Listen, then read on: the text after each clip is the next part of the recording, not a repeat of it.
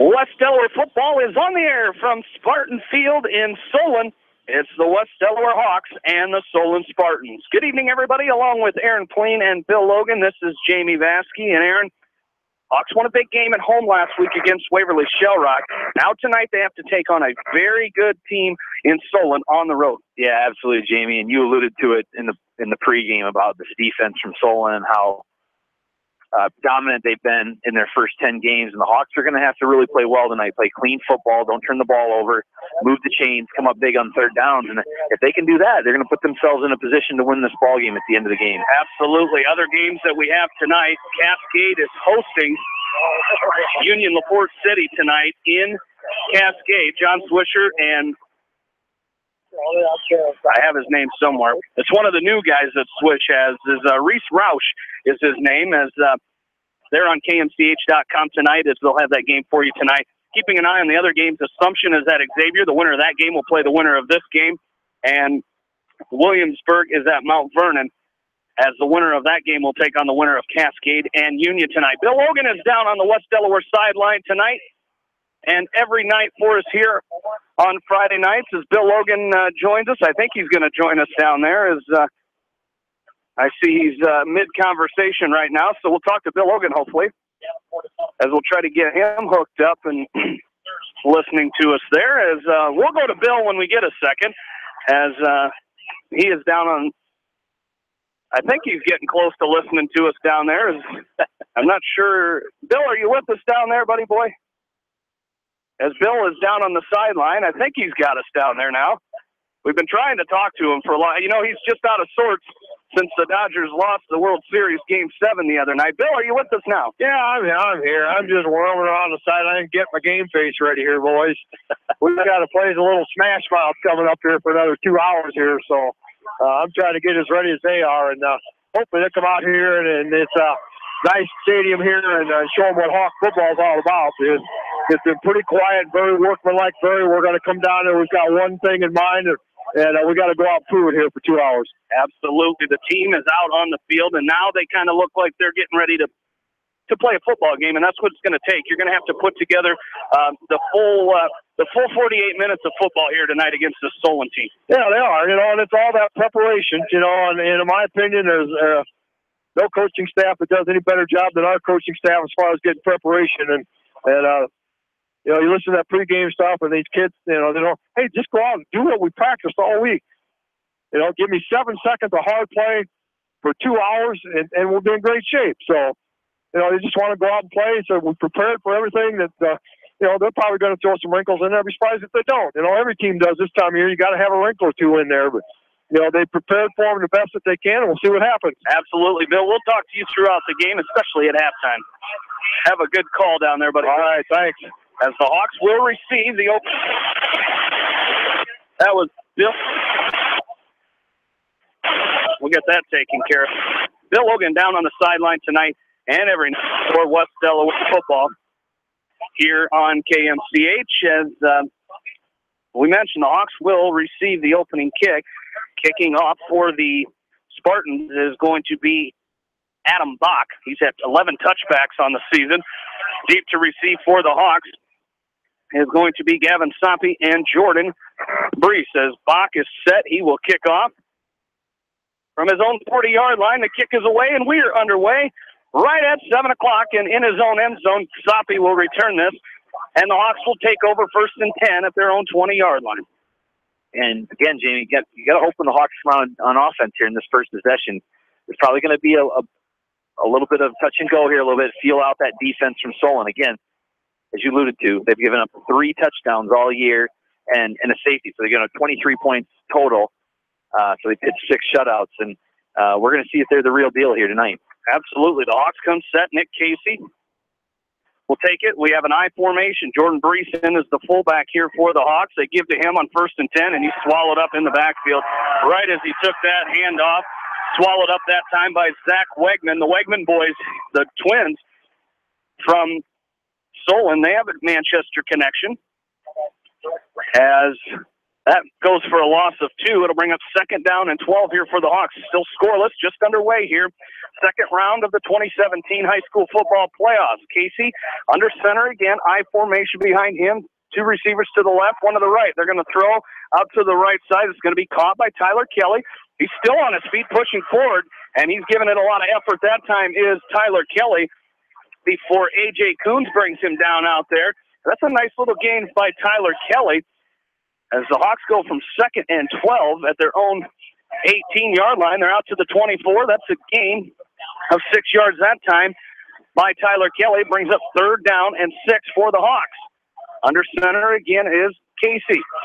As he looks to his right, he's under pressure. He's got to get rid of it. He finds Caleb Curley out of the backfield, and Curley can't come up with it. He's hit as he caught there, was attempting to catch that by Cole Flansburgh, and it'll be 4th down and 6 for the Hawks, and they will send the punt team out. And you saw Flansburgh in there. He's another Solon another Solon player that's being recruited by Coach Farrington and the University of Iowa Hawkeyes. So Hawks are going to have their hands full tonight. This offensive line is going to be tested like no other tonight. So, but it's important that the Hawks don't get frustrated. Stay patient. Things hopefully will open up here. As Goebel's punt is away, an end-over-end punt for the Hawks senior, and it's going to be dead down right around the 40-yard line is where the Hawks will pick it up, and the Spartans will take over 1st and 10. So we saw the Solon defense for the first time here tonight. Put a lot of pressure on the Hawks early on in that drive. They tried running it. They had 1 6-yard gain through the air. But very good defensively is this Solon team, but we'll see how the Hawks defense, if they can match that pace here tonight, as it's 1st and 10 Solon at their own 40-yard line. And this Hawk defense is going to have to match that same intensity of Solon's defense, too. Not a lot of gaudy numbers by the Solon offense, but they're efficient. Cam Miller's an efficient quarterback, 22 touchdowns, 4 interceptions. Shotgun formation, they give it right away up the middle, as this is going to be a give to the running back, Kendrick Harris, as he's wrapped up out there by Ben Ridenauer. Makes a stop for the Hawks there, as Harris is out to the 43-yard line. A gain of 3 for the Spartans there. They're going to give him 4. They're going to give it to the 44-yard line. So a gain of 4 brings up 2nd down and 6 for the Spartans. As again, they come set, 2 receivers to the left, 1 to the right. They got a fullback and a tailback behind Cam Miller, and he just shifts them whatever way he feels he wants another blocker, as Miller gives to Harris again. Well, this time left side, he's wrapped up. Jordan Brees, Harrison Goebel combine on the stop. Back at the 42-yard line. That's going to be a loss of 2, and it'll bring up 3rd down. 3rd and 8 for the Spartans here. Yeah, and good pressure up front by that front forward. Jordan Brees there just doing a nice job. And Hawks did a nice job there also, Jamie, of tackling, grabbed him by the hips and the legs, and just dropped him for a nice loss there. So put Solon in their first 3rd and long here at 3rd and 8. Still no score. 9:30 left to go in this first quarter as the Spartans face their first 3rd down of the game, and they line up with trips to the right as they go from our right to our left. Miller shotgun formation. Next to him is Harris. He looks to pass. Looks across the middle, and he's got a man out there. It's A.J. Coons, and he slips out of the tackle of Tyler Kelly. And that's going to be a 58-yard touchdown run, their pass, from Cam Miller to A.J. Coons. Strike first on the big pass play. Yeah, just a kind of a down and in, and he just caught him coming across the middle, and then Coons slipped out of the tackle. Good catch by Coons there. And then he just kind of broke away from the defender and ran it in for the touchdown. As they will come on for the extra point. This will be Aiden Dahl on to attempt this extra point for Solon. And Dahl's kick is up and good. Spartans lead it 7-0 here with 9:11 left to go in this first quarter. We'll take a break and come back. You're listening to West Delaware Football from KMCH Sports. Head to Fireside Pub and Steakhouse before or after the game or anytime, featuring steaks, seafood, pasta, sandwiches, and even fresh-made pizza. They say it's the best around. Visit them on the web at firesidemanchester.com for a full menu and special offers. Just like a great coach, State Farm agents like me, Julie Smith, can help you develop a game plan for your insurance needs. Whether it's car, home, life, health, or business insurance, I can dig into the playbook and help you find the affordable coverage you need. For all your insurance needs, call on a winning team, the Julie Smith State Farm Agency in Manchester.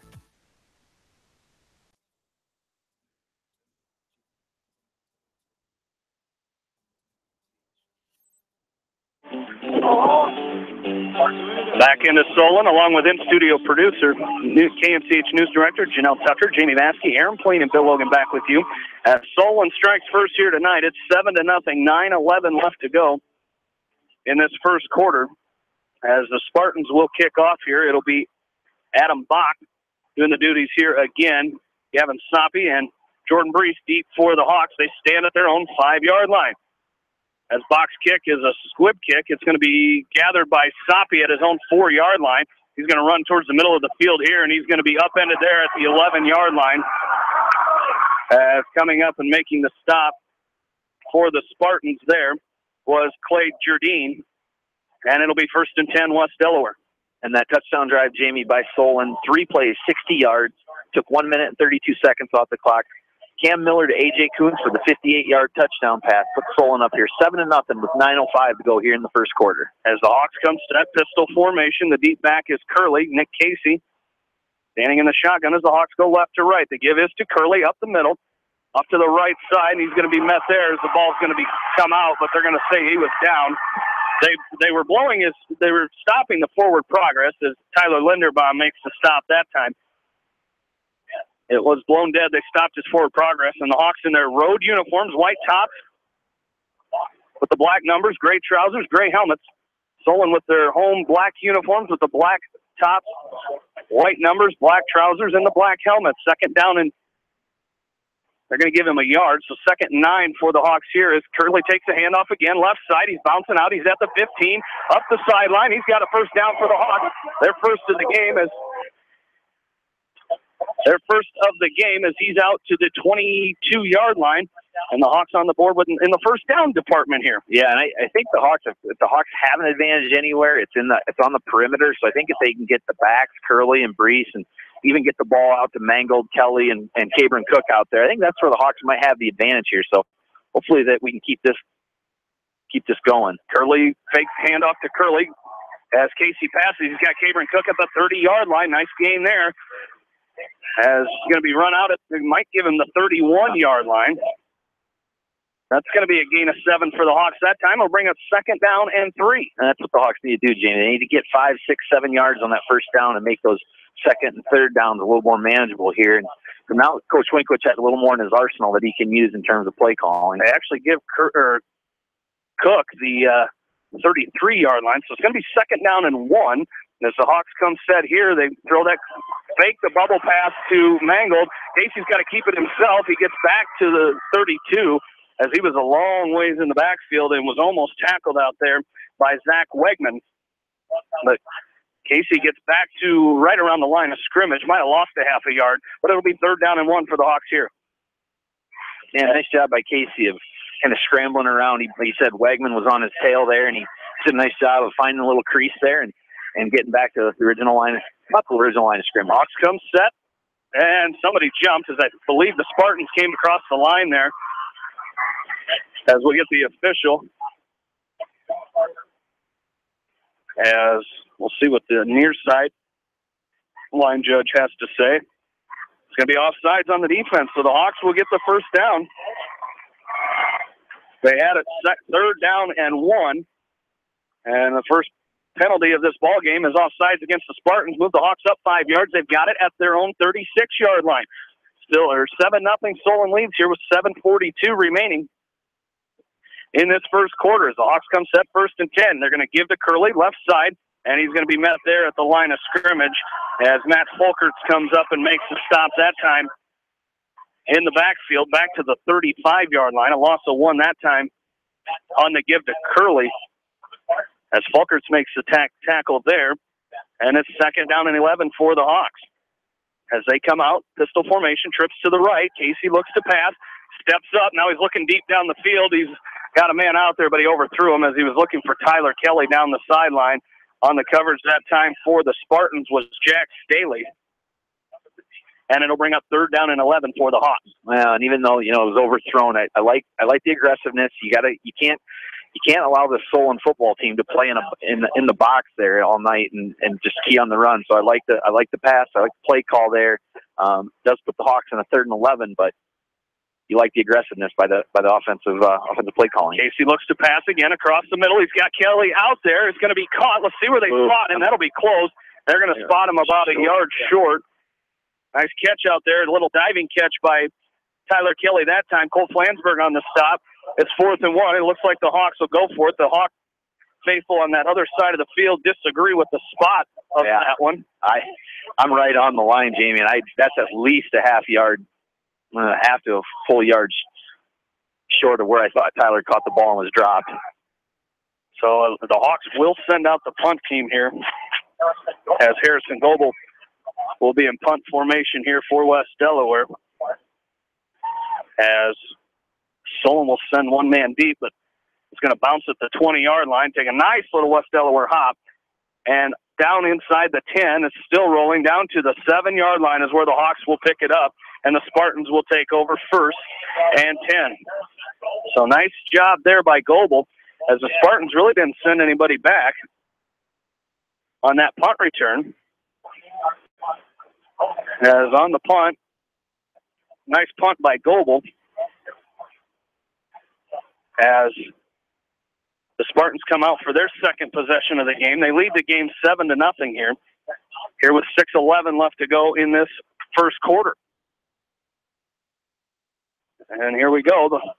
They're out as Miller, coach's son, comes set, pistol formation. He's got a back to his right and one behind him in the shotgun.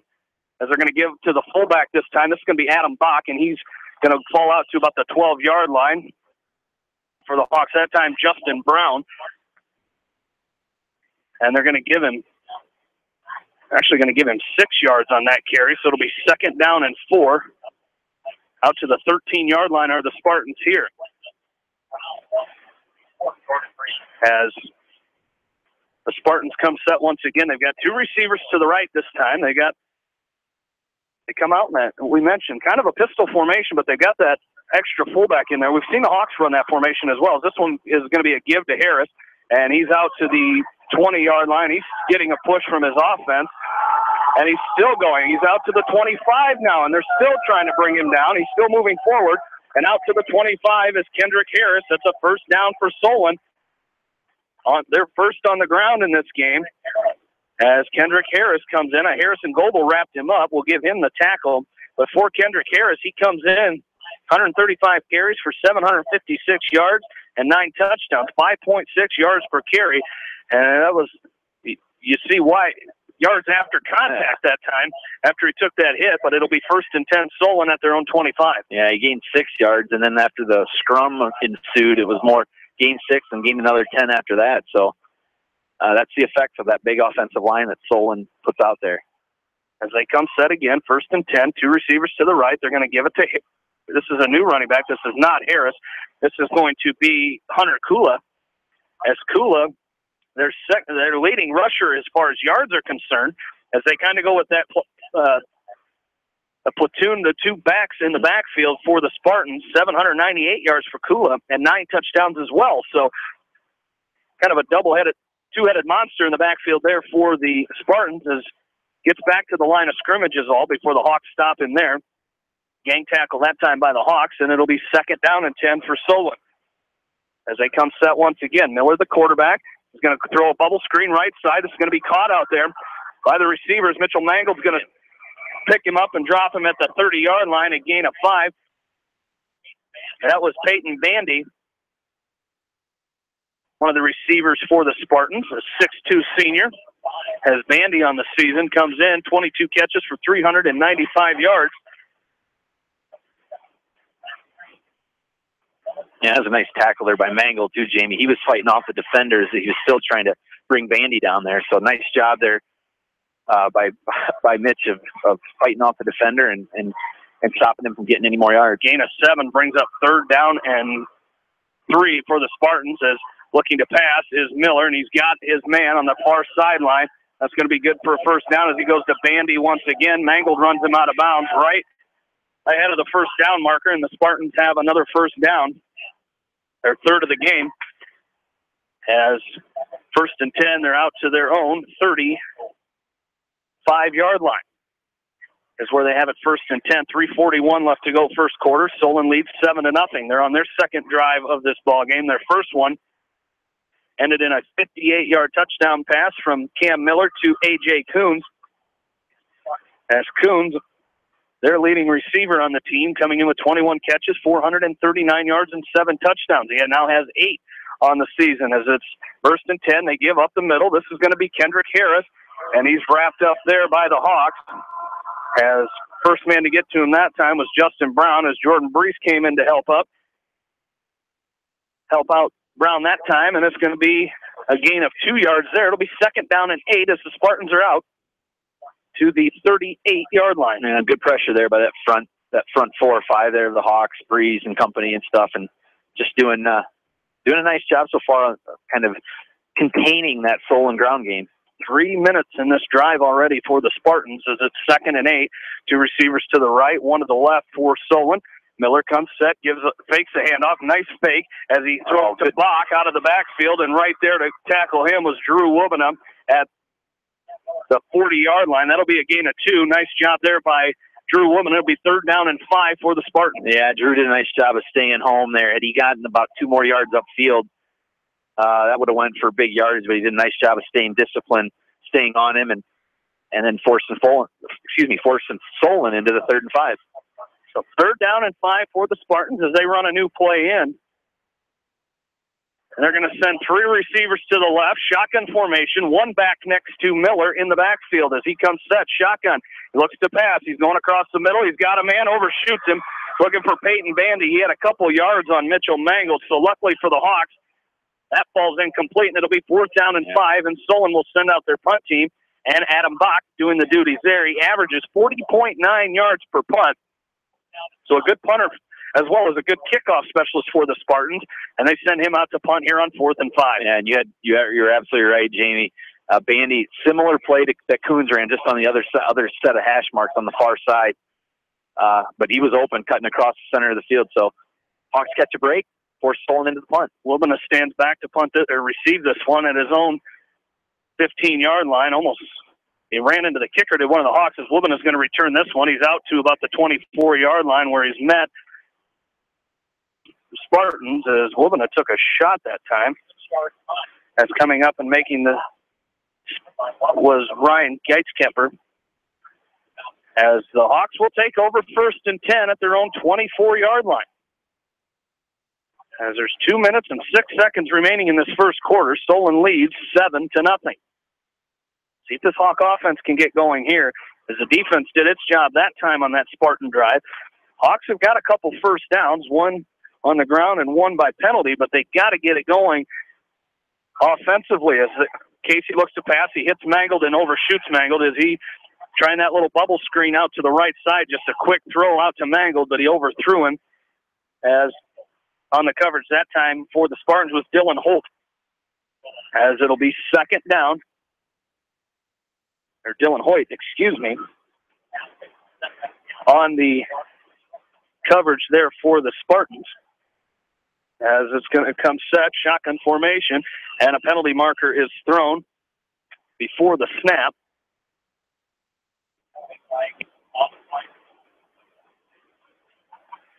As our officials talking here, is this is the second penalty. It's going to be a legal procedure against the Hawks. And both these penalties so far, there's been a lot of discussion as to who jumped, and they've talked to both line judges when they've done that. But it'll be second down and 15 now for the Hawks. Back to their own 19-yard line is where they will have it. As they come set, 3 receivers to the right. As Curley is the back in the backfield for the Hawks. As Casey looks to pass, looking across the middle, he's got Tyler Kelly right side, and Kelly in and out of his hand as he had it. I don't know if he heard footsteps coming behind him, but right there on the coverage was Storm Scott. But Kelly had it, and it popped out of his hands and falls to the turf. It'll be 3rd and 15 for the Hawks. Yeah, and it was a nice throw by Nick Casey. Just hit Tyler right where he wanted it. Just couldn't corral it. And would have at least cut this 3rd and 15 at probably 3rd and 7 or 8. Casey looks to pass, and now he steps up, and he's in trouble. And I think did the ball come out? It looked like one of the Spartans. They're going to say he was throwing it. They're going to call it an incomplete pass, as it looked like Zach Wegman almost looked like he ripped it out of the hands of Casey, but they're going to say it was they're not going to say it was an incomplete pass. They're going to mark it back at the 16-yard line, and the Hawks will send the punt team out. It's 4th down and 18 here for the Hawks. So 4th and 18, and Goebel will set to punt it away. This goes straight left off the foot of Harrison Goebel onto the track, and that'll give Solon great starting field position here, as the officials are going to mark this all the way at the 26-yard line of West Delaware, and that's where the Spartans will take over 1st and 10 with 1:13 remaining in this first quarter, and Solon with a 7-0 lead. So that Hawk offense stalls again here. And now Solon will start with it 1st and 10 at the West Delaware 26-yard line. And just a tough position for this Hawk defense. You hope that they can play as well as they did on that last Solon offensive possession and create a turnover here. I'd like to see maybe one of those defensive backs step in front of a pass or something like that here. Well, the Spartans come set, 2 receivers to the right. They've got a tight end out there as well. As they come set, they fake the handoff to Kendrick Harris. Now Miller looks to throw. He steps up, and he's going to. Here we go. The Hawks are going to sack him. Harrison Goebel comes in with a big sack, as Goebel, with his 5th sack of the season, he's tied for the team lead on defense with 56.5 total tackles. He's tied with Jordan Brees, and that's a loss of 4 yards there. It's going to be 2nd and 14. Well, they had 2 receivers on the far side, Jamie. I didn't see any receivers on the near side here, so when he dropped back, he kind of started drifting this way. I didn't know where he was going with it, and the Hawks did a nice job of containment in there, and once the pocket collapsed, he really had nowhere to go. Could be the last play of this first quarter. As Miller comes set, he's going to throw a quick pass to the right side. This is Sandy, and he's met out there Harrison Goebel, but Logan Wynn slowed him up enough to where he had to stop and try to go once again, as he's going to be dropped at the 28-yard line.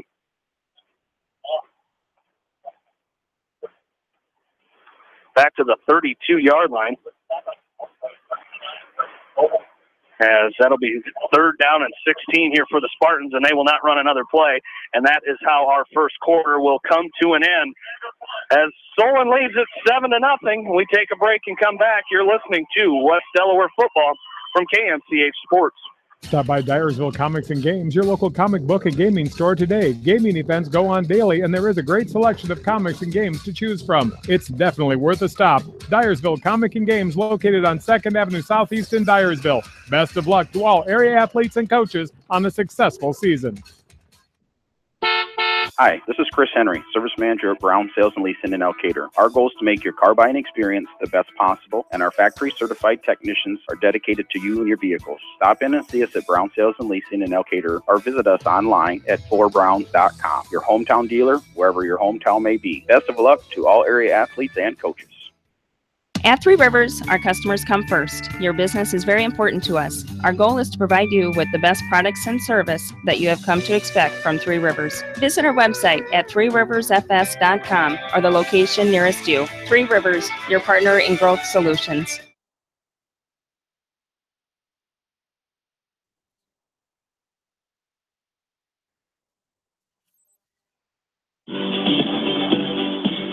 Don't forget to stay tuned to KMCH after tonight's game for this week's area online and playback game of the week, as tonight Cascade is hosting Union in second-round action.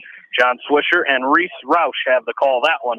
Also going on right now on KMCH.com. Second quarter, Solon leads 7-0. They come set 3rd and 16. Jamie Vaskey, Aaron Plain, and Bill Logan back with you. As Miller looks to pass, he's got a man wide open. It's going to be caught by Kendrick Harris, and he's down to the West Delaware 10-yard line, as Cabron Cook was on the coverage.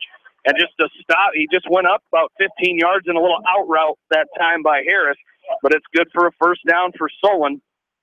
They have it 1st and goal at the West Delaware 10-yard line. Well, not only was it a simple stop, or out and stop, Jamie, it was also Miller had thrown the ball before he had even turned and was looking for it. So that's just good chemistry between your quarterback and your receiver there. He had that ball in the air. The receiver hadn't even turned. Once he did, it was there for him. He caught it, picked up the first down. Solon's got first and goal. Miller, this is going to be Cole Flansburgh in the Wildcat formation as he's going to run it up the middle. As coming up and making the stop for the Spartans. I believe is that Matt Wickman on the stop for the Hawks? Or it was Justin Brown, on the stop for the Hawks as he's down to the 6-yard line. That's Flansburgh playing out of that Wildcat formation.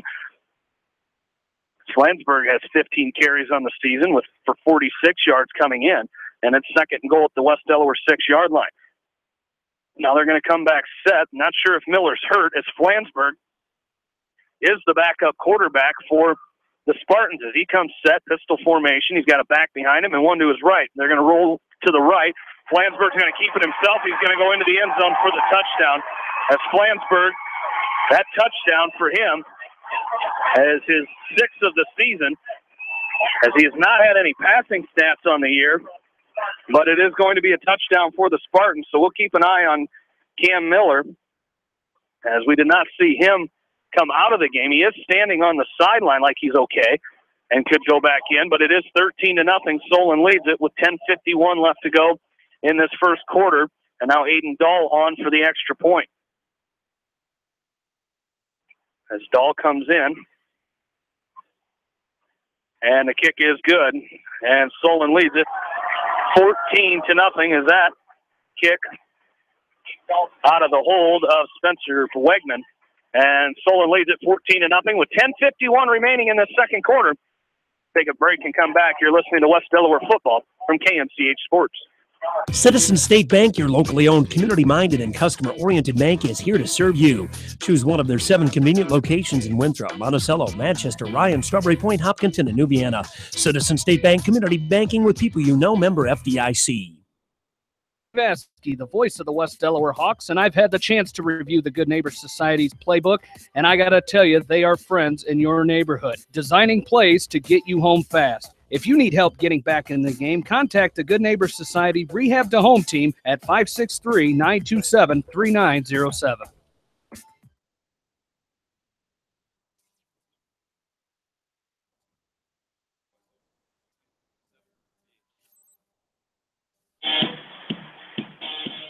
Back into Solon. Spartans lead 14-0, 10:51 remaining in this second quarter. Solon set to kick off. Gavin Soppy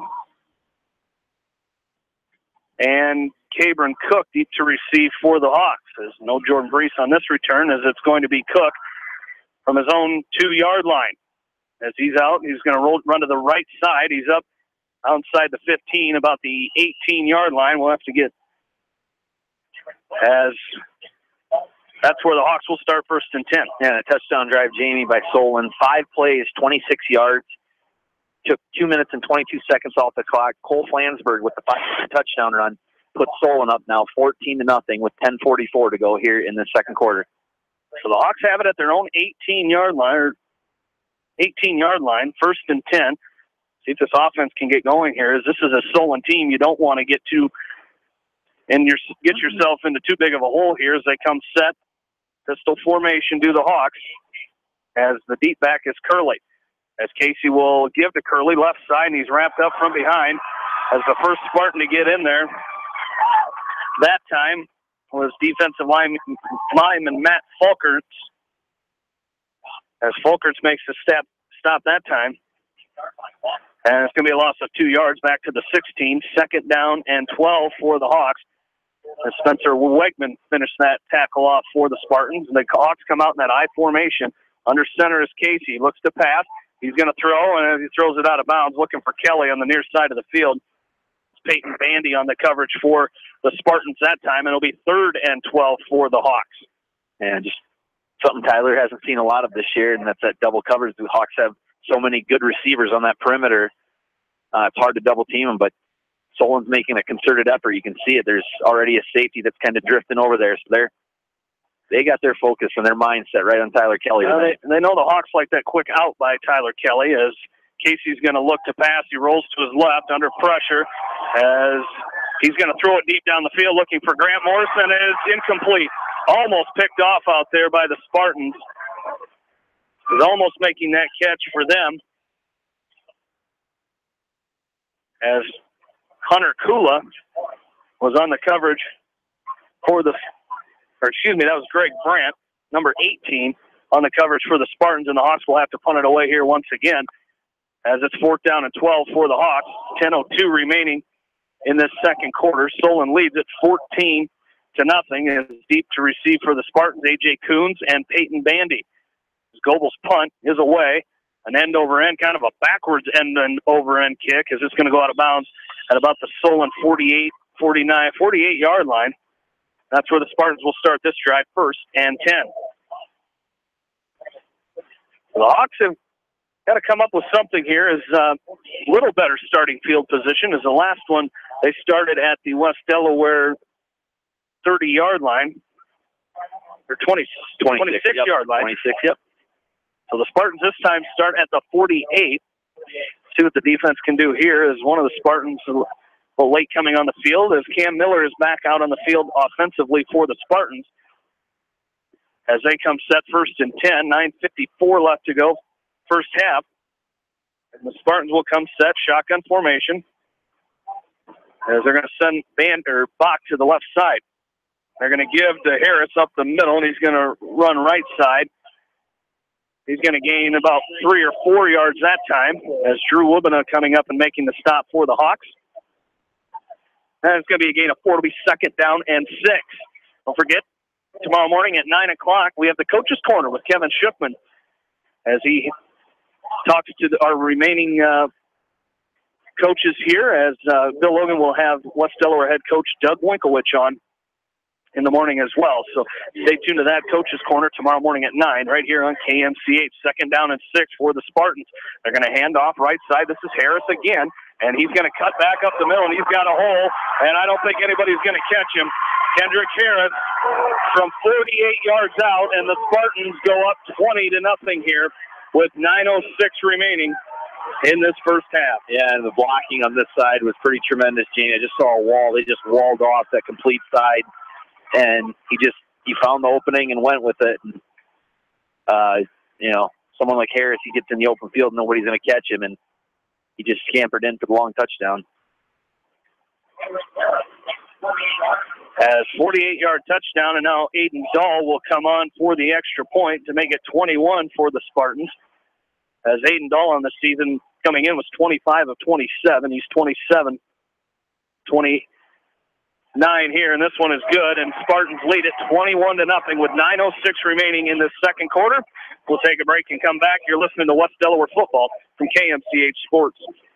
The Edgewood Reminder is proud to support all the area teams in athletic action and appreciates their efforts in the classroom and during sports. Check out all the sports photos in each week's issue of the Edgewood Reminder. TriVet Associates is a mixed animal veterinary clinic with offices in Farley, Dyersville, and Holy Cross. Our 8 doctors serve the Dubuque, Manchester, Guttenberg, and Cascade areas and provide veterinary services to both large and small animals. For more information, find us on Facebook or visit our website, trivetinc.com. High-Tech Communications is your local service provider for telephone systems, fire detection, audio, video, security and surveillance systems, wiring, and more. High-Tech has decades of experience in the industry. Contact High-Tech at 563-927-4936, online at hightechcommunications.us. High-Tech Communications, changing your world with technology.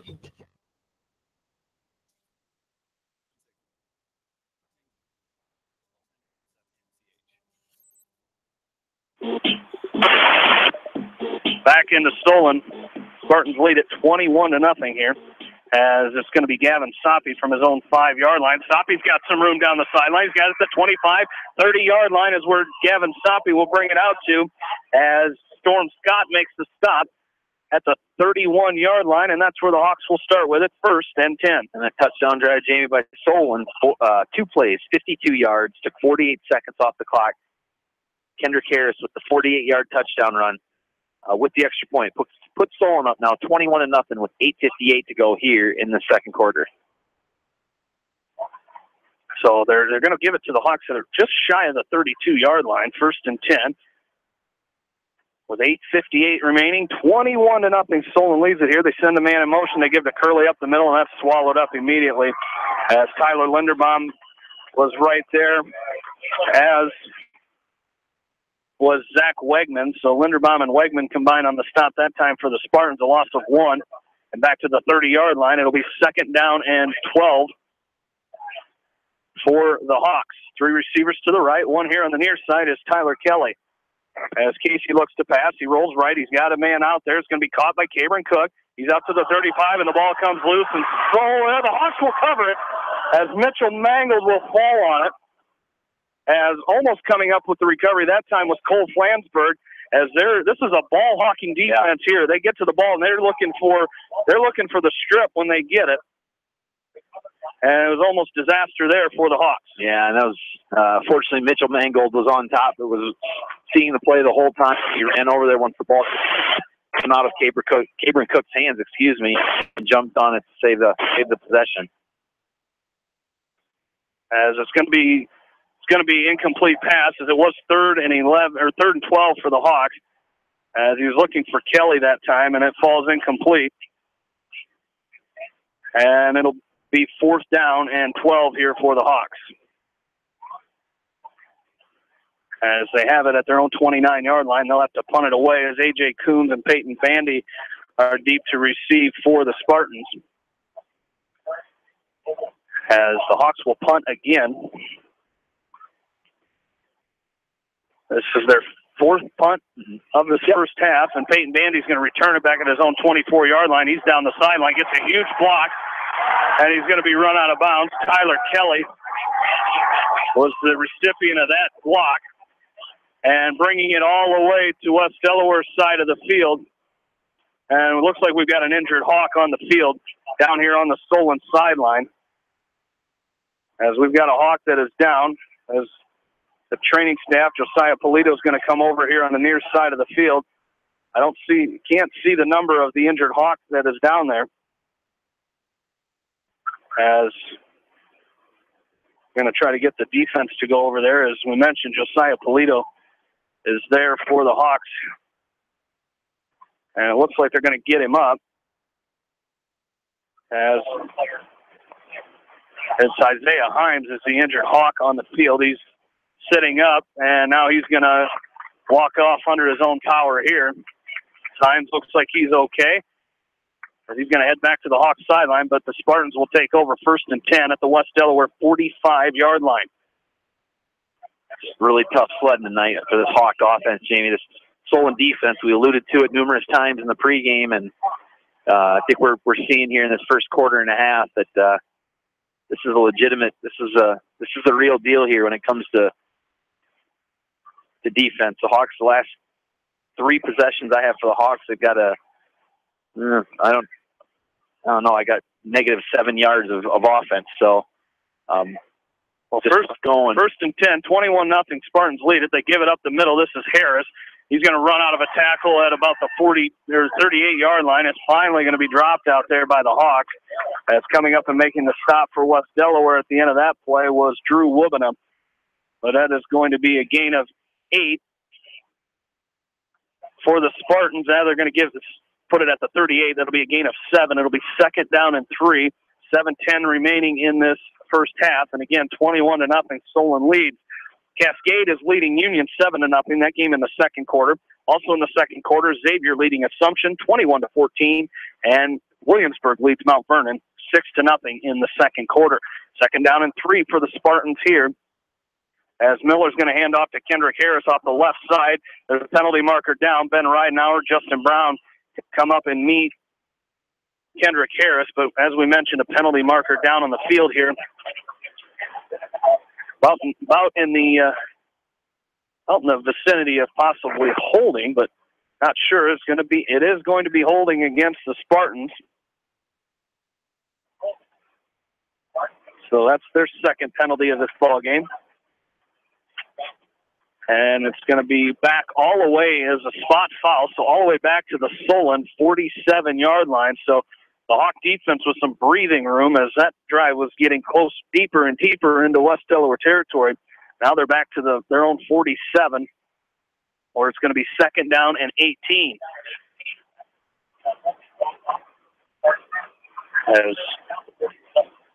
As you mentioned, Aaron, this defense for Solon has been outstanding. Their offense has been clicking as well as they come set.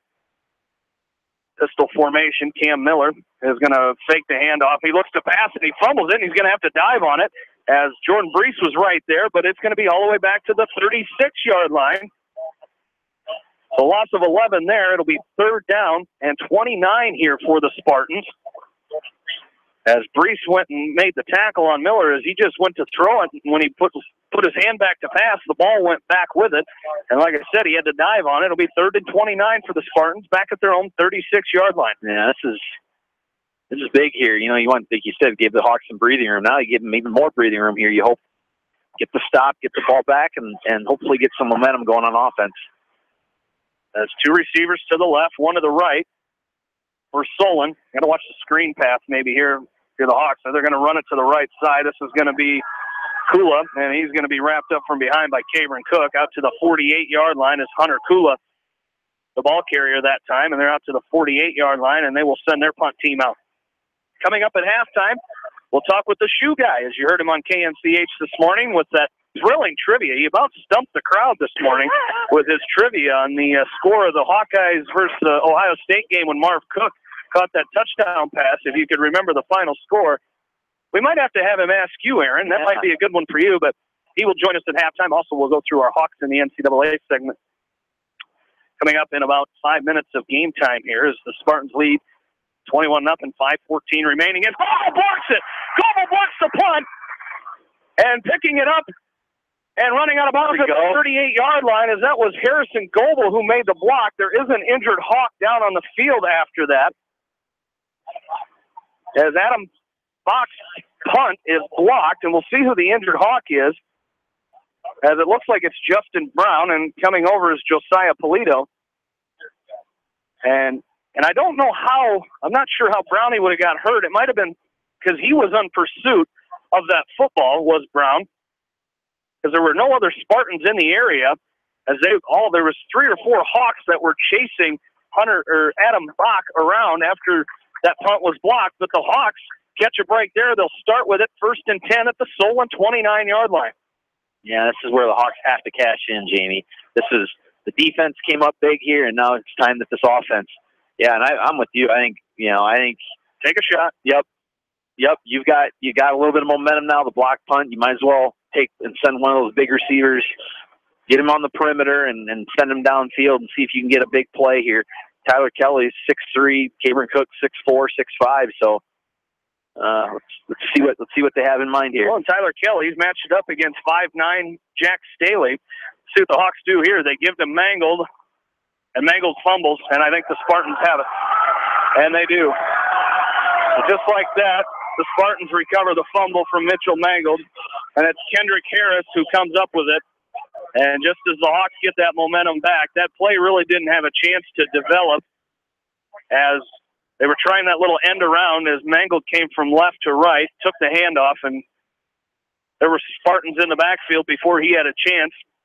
And Solon takes over 1st and 10 from their own 31-yard line. Yeah, just unfortunate. The Hawks thought maybe we were had a little momentum there after the block punt and a big special teams play, and Solon turns around and returns the favor to the Hawks.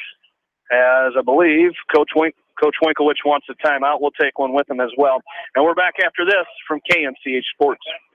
Are you looking for great food and a unique atmosphere? Then make Okoboji Grill your next lunch or dinner destination, or enjoy 2-for-1 happy hour every Monday through Thursday from 4 until 6 p.m. That's Okoboji Grill, 1749 Golf Course Boulevard in Independence. Okoboji Grill, where good friends meet. When selecting the right tire for your vehicle, you want choice. Bobin Tire and Automotive Service in Manchester gives you choice with the top tire brands available today. For the tire choice you want and the service your vehicle needs, see Bobin Tire and Automotive in Manchester. Open Saturdays for your convenience. Whether it's an orthopedic, sports, or occupational injury you are suffering from, Regional Medical Center Therapy Services has you covered. With a customized treatment program, Regional Medical Center Therapy Services can get you back on track in the active game of life. Regional Medical Center, excellence in healthcare, close to home.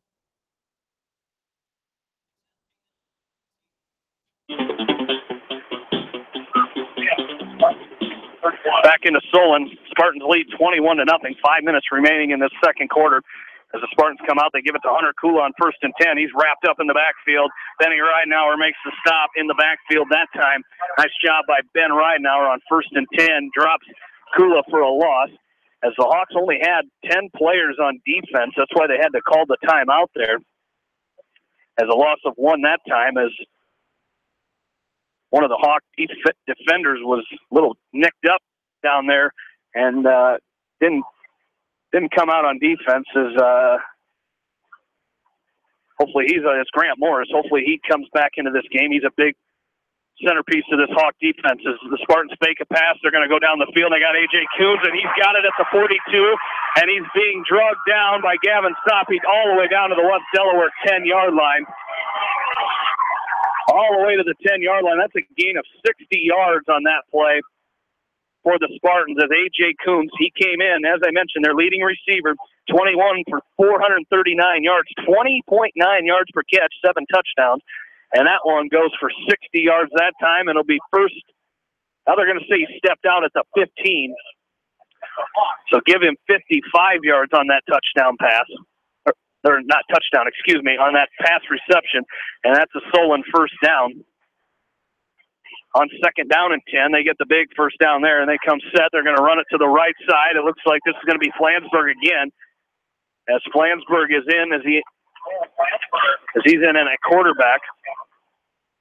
I don't see Miller. Didn't see if he came off the field there. But that was a big play, and great catch by A.J. Coons as he reached over and over the shoulder catch, and Stoppe had to chase him down the field, but it'll be 2nd down and 2 for the Spartans. And Kuntz is just a sophomore, Jamie. If you're a Hawkeye fan and you follow recruiting, his brother Jacob, I believe it's his brother, is at the University of Iowa playing and is a freshman this year too. So the Solon pipeline to Iowa, you can see it in some of these guys here, Blinderbaum and Kuntz. Flansburgh bobbles the snap, but he takes it himself. He's down to the 5 inside to the 4-yard line before Jordan Brees wraps him up and then helps him back up. As going to be down to the 4-yard line, excuse me. That's going to be enough for a Solon first down, and it'll be 1st and goal for the Spartans. Down at the 4-yard line of West Delaware, 3:20 remaining in this first half. Hawks trail 21-0 here. Hawks will have to make some adjustments at halftime, that's for sure, as just haven't been able to get anything going offensively as the Spartans come set Miller back into the ball game at running or quarterback. They give to Adam Bach up the middle. He's wrapped up as making the stop for the Hawks. That time was Max Chiswick as Chiswick makes the stop. And he's down to the 3-yard line. That's a gain of 1. 2nd down and goal for Solon at the 3-yard line. As 2:35 and counting here in this first half. It looks like Flansburgh is back in. It looks like they run certain packages when they get inside the into the red zone here. So probably have a direct snap to Flansburgh. If anything we've seen the last few plays he's been in, he's going to run to the right, and Flansburgh's going to go around the corner, and he's going to dive into the end zone. Dove right over Mitchell Mangold and in for the touchdown from 3 yards out. And Cole Flansburgh is 2nd rushing touchdown of the night, and the Spartans go up 27-0 here with 2:16 remaining in the second quarter. Yeah, and it's just that simple Wildcat direct snap, like you said, Jamie, and then Flansburgh just follows his blockers to this near side. He likes going to his right and just followed the blockers in, and like you said, dove over Mitchell Mangold and put Solon up now 27-0. Aiden Dahl on for the extra point. As it's going to be in for the extra point. One of the Hawks came around the side, just about got a hand on that, but it is good. 28-0, Solon leads with 2:16 remaining in this first half, and we're back after this from KMCH Sports. Insurance is a contract to protect what you value the most, whether it's your auto, home, business, health, or even your life. AAA and People's Insurance Agency have been protecting all of your assets for years. So please call your local licensed AAA agent at Mormon Insurance Agency, a member of People's Insurance in Manchester, for a free review of all of your insurance needs, because trust is everything. At Telke Motors, we believe in a gentler, simpler way of doing business. Check out our large selection of new and pre-owned vehicles, as well as a great incentive at TelkeMotors.com. If you're looking for a new, pre-owned vehicle or service on your current vehicle, come to Telke Motors, Chrysler, Jeep, Dodge, and Ram on 9th Street in Dyersville. Leonard Muller Funeral Home and Crematory wishes all the best to the athletes and appreciates their hard work and scholastic efforts throughout the year. For personal, caring service, Leonard Muller Funeral Home and Crematory in Manchester, Edgewood, and Strawberry Point.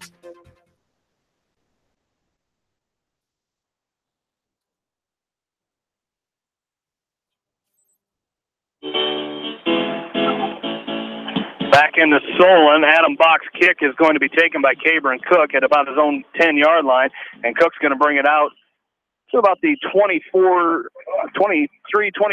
line, and that's where the Hawks will start with it. 1st and 10 is a little extracurricular activity out there between the Hawks and Spartans, and they've got everybody calmed down and spread apart there, but the Hawks take over 1st and 10, trailing 28-0. And that last touchdown, Jamie, by Solon, 6 plays, 69 yards. Took 2 minutes and 44 seconds off the clock. Cole Flansburgh with his 2nd touchdown tonight. This one's a 3-yard touchdown run.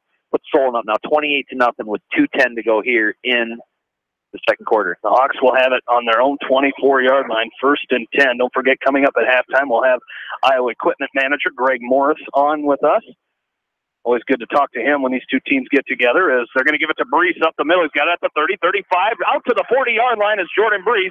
That might be the spark the Hawks needed there, as Brees picks up a nice 1st down, just doing what Jordan Brees does. He takes it and he runs hard, and he picks up enough for the 1st down that time, all the way out to the 40-yard line for Jordan Brees. Yeah, and Jordan did a nice job there, just finding the seam and just cutting it right up the middle of the field and picking up the big gain. They give to Brees again, and he fumbles it, and it's on the ground, and the Spartans recover. As the Spartans say they have it, and they do, it's Tyler Linderbaum with the recovery. The Hawks just having a hard time holding on to the football here tonight. And another turnover that time by the Hawks, and Solon will take over 1st and 10 at the West Delaware 38-yard line. As Brees, he was met as soon as he got to the line of scrimmage, and had that ball in his left arm, and it just got popped out, and it fell right underneath of Tyler Linderbaum. He dove on it and recovered it, and then the Spartans take over with 1:59 remaining in this 2nd quarter, leading 28-0. As they come set, 3 receivers to the right, 1 to the left. Pistol formation for Solon. They give to Kendrick Harris, left side. He's going to be wrapped up by Jordan Brees at the 39-yard line, so a loss of 1 that time by Kendrick Harris. And it'll bring up 2nd down and 11 for the Spartans. I think they might be a little conservative here, just run the ball and run the clock out. Take this to halftime up 28-0. As with their defense, they've got to feel very comfortable up 28-0 at halftime. Right. Like we said, the Hawks will make some adjustments absolutely at halftime and see if they can fight their way back into this. 1:25 remaining. Pistol formation. Miller comes set. He's going to pass. Pump fakes once. Now he throws down the middle. He's got a man wide open, and it's caught. Busted through the coverage of the Hawks, and making the catch was Ben Crutchfeld from 39 yards out. A touchdown pass. His 2nd touchdown reception of the year. And just like that, the Spartans go up 34-0 here with 1:14 remaining in this 2nd quarter. Yeah, Miller just kind of pump fake, and the DBs kind of froze. They didn't bite. They just kind of froze, and that allowed the receivers. I think he had another receiver on the near sideline here streaking down wide open, too. So just that little pump fake allowed the receivers to get open by about 5 yards, and Miller put it right on the money to Crutchfeld. Aiden Dahl on for the extra point. The kick is good. Spartans lead 35-0 here. 1:14 left to go in this 2nd quarter, and we'll take a break and come back listening to West Delaware football from KMCH Sports.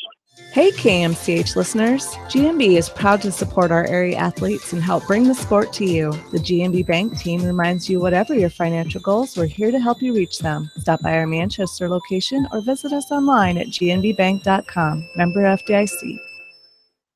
Going above and beyond is a standard of care at Above and Beyond Home Health and Hospice Care. Their compassionate staff care deeply about the comfort of their patients. A nurse is available 24 hours a day, 7 days a week. Above and Beyond Healthcare, the more they care, the more beautiful life becomes. Proudly serving Jones, Jackson, Johnson, Lynn, Clayton, and Delaware counties. At Dupaco Community Credit Union, we know debt happens. A debt checkup from Dupaco ensures it's not costing you more than it should. With historic low interest rates, now is the time to bring your loans to Dupaco. Contact us at 563-927-6187 or visit dupaco.com.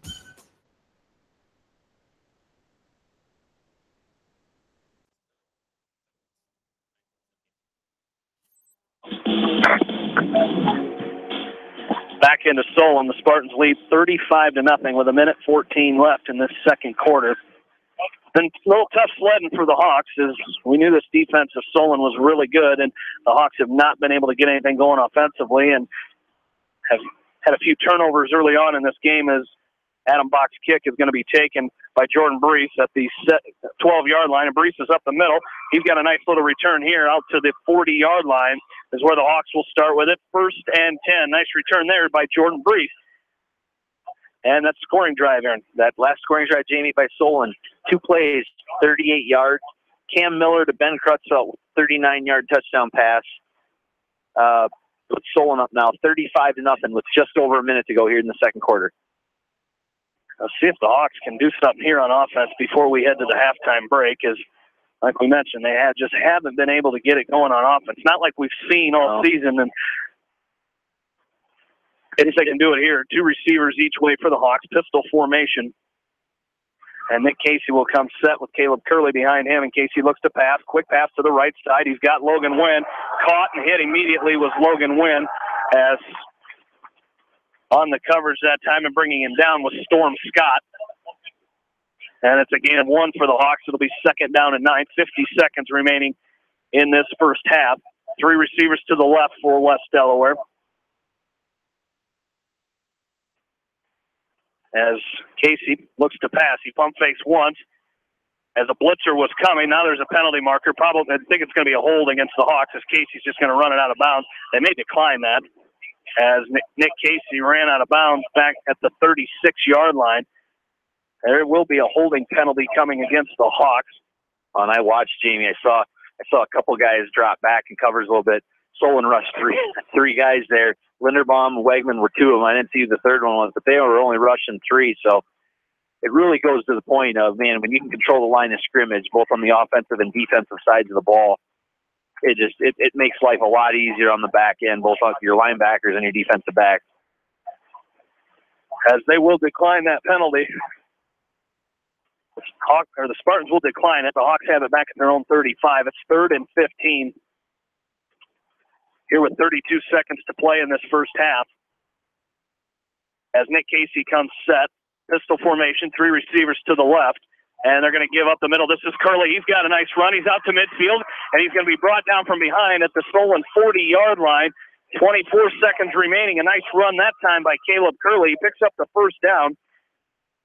The Hawks have it 1st and 10 at the Solon 39-yard line. So nice run there by Caleb Curley. And they'll set the chains, and the Hawks will have to go right back on it, as they haven't spent a lot of time in Solon territory here tonight. As Hawks come set, Casey looks to throw. He's going to throw to the left side. That's Mangold. Mangold's going to catch it, and he's going to run out of bounds. They're going to say Mangold was down at the 37-yard line is where they'll spot him down there with 12 seconds to play in this first half. Again, Solon leads at 35-0. As we will come set, and Hawks may have time for a couple more plays as they send 3 receivers to the right. It's 2nd and 8, a gain of 2 by Mangold that time as Casey comes set. He looks to pass. He's going to throw it deep down the sideline, and it's going to be incomplete. Looking for Cabron Cook. He wants a flag that time, as Dylan Hoyt on the coverage for the Spartans that time, and it's 3rd down and 8 with 7 seconds remaining here in this first half. Yeah, it was a little contact there, but, you don't know if Cameron ran into the contact or the coaching staff are a little upset about it, but that, and I don't know if both the defender and the receiver were going for the ball. Yep. So it'll be 3rd down and 8 for the Hawks, probably the last play of this first half. 7 seconds remaining as Casey looks to pass. He just heaves it up in the air, and there's a player out there for Solon, Greg Brandt, playing center field there. He's going to intercept it at the 10-yard line, finally run out of bounds, but that'll do it for our first half as the Spartans take a 35-0 lead into our halftime break. Hawks will have some work to do here in this second half, trailing 35-0, and we will have continuous clock when we start this second half. But coming up at halftime, we'll talk with Iowa equipment manager, the shoe guy, Greg Morris, and take a look at our Hawks in the NCAAs and get you back to the second half as you're listening to West Delaware football from KMCH Sports. The Manchester Press is your community newspaper. Check out the sports section for game stats and photos of area players and game highlights. The Manchester Press, serving the area for over 130 years. Your number one Hawk fans. Auto Owners Insurance and Parrott Insurance is a winning combination. We'll work with you to insure your home, auto, business, and farm to keep everything you value safe, sound, secure. Auto Owners Insurance, the no-problem people. For more information, visit me, Eric Smith, at Parrott Insurance in Manchester today. Great food and great fun with friends. That's what's waiting for you at Beaver's Lounge in Manchester. Check out their Thursday night bucket of wings special and Friday night fish special. Beaver's also has a different lunch special every Monday through Friday. Beaver's Lounge on the corner of Main and Madison in downtown Manchester. Leave it to Beaver's to show you a good time. Newhouse Construction and Concrete is proud to support all our area athletes. Give Phil a call at 927-5178 for your commercial, ag, or residential projects, or visit newhouseconstruction.com. Newhouse Construction and Concrete turns design into reality. Sode's Green Acre, located in Guttenberg, offers a fun shopping experience for the entire family. Retro candy, unique gifts and toys, gourmet foods, coffee and tea, top shelf spirits, craft beer and wine, plus a cafe with full bar service. Sode's Green Acre in Guttenberg. Find them on Facebook.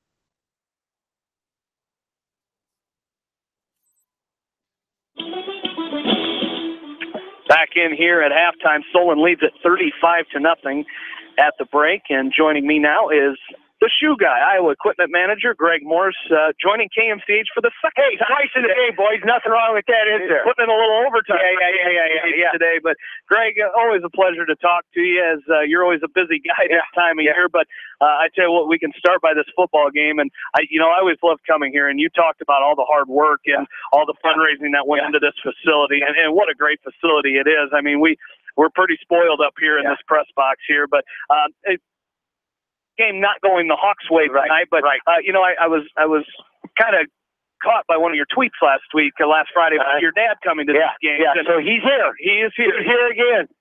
My dad, I bet, hasn't missed more than a dozen Solon football home games in the 60-plus years he's lived in Solon. I mean, that is, and much like your community, there are more people here who don't have a dog in a fight than are.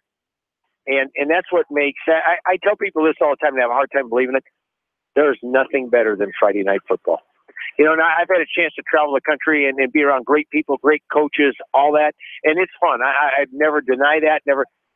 But this is the purest form of football where people and kids, I believe anyway, have the most fun. And your program, much like our program here in Solon, has been very successful. And obviously that helps make things fun. There's no doubt about it. But again, you know what? If parents and communities think right and do right, kids should have a great experience on Friday night. And for those folks that are listening that are worried about the game of football and its safety, it is as safe today as it ever has been. If coaches are smart, if kids are smart, and more importantly, parents are smart, the game is great. I mean, our oldest James drove back from Des Moines tonight. He's working in Des Moines now. And as he said, I wouldn't have missed this for the world. And our two kids played here, and great experience. Much like your coaching staff, our coaching staff, they're better people than they are coaches.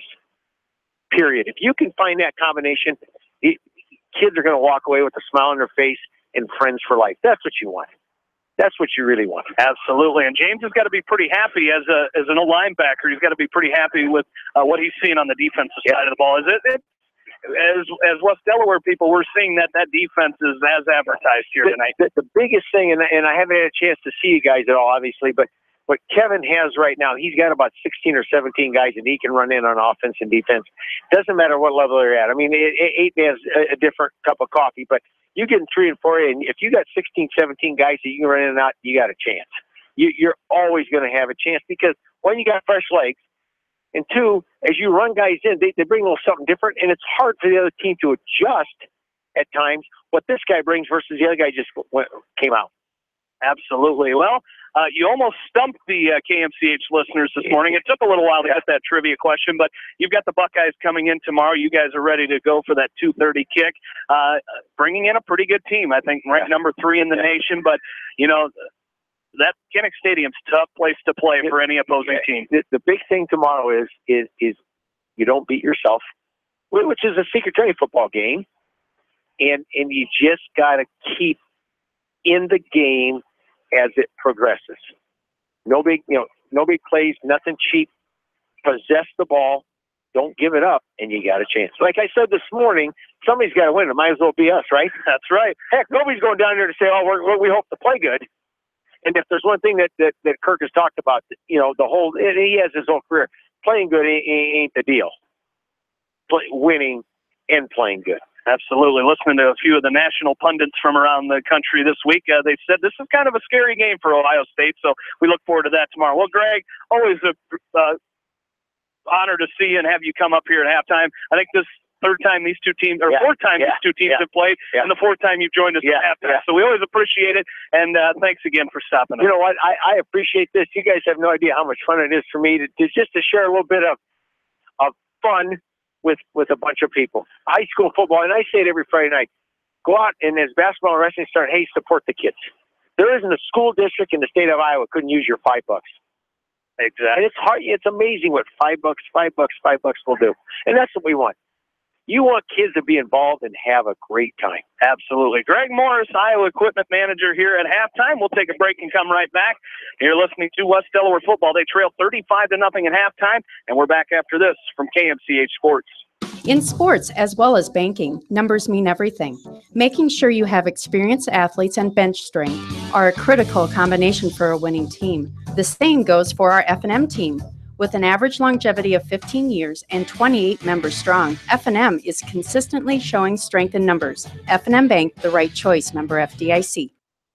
Just like you take pride in your vehicle, we take pride in the service work we provide. This is John from Georgian Auto in Manchester. Whether it's routine maintenance or major repairs, we'll take care of your car and get it back on the road. Georgian Auto in Manchester, where complete automotive service and repair is our complete focus. For all your general contracting needs, turn to the professionals at Lucky Building Service in Manchester. For commercial, remodeling, and building and new home construction, call the experts, Lucky Building Service in Manchester, 563-927-5677. Glasses or contacts, but how do you know if you're seeing your best or if your eyes are healthy? Why not be proactive and get your eyes examined? Dr. Daniel E. Mersch and his professional staff at Manchester Family Vision can help. Call 563-927-3682 to schedule an appointment. Manchester Family Vision Center wishes all the local sports teams best of luck this season. Manchester Family Vision Center on West Main, where clear vision begins with healthy eyes.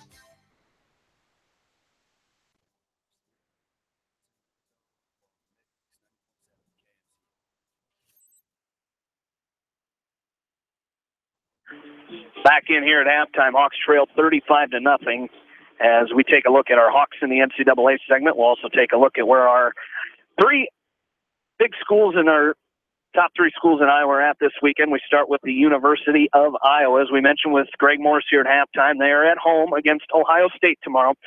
Third-ranked Buckeyes come in as the Hawkeyes defeated Minnesota last Saturday, 10, as that runs their record of 5-3 on the season, 2-3 in Big Ten play as they welcome in the Buckeyes tomorrow. 2:30 kickoff. You can hear that right here on KMCH. Pregame starting at 12:30 tomorrow afternoon as Iowa State, they hit the road tomorrow. They're at West Virginia, 2:30 kickoff against the Mountaineers in Morgantown, West Virginia.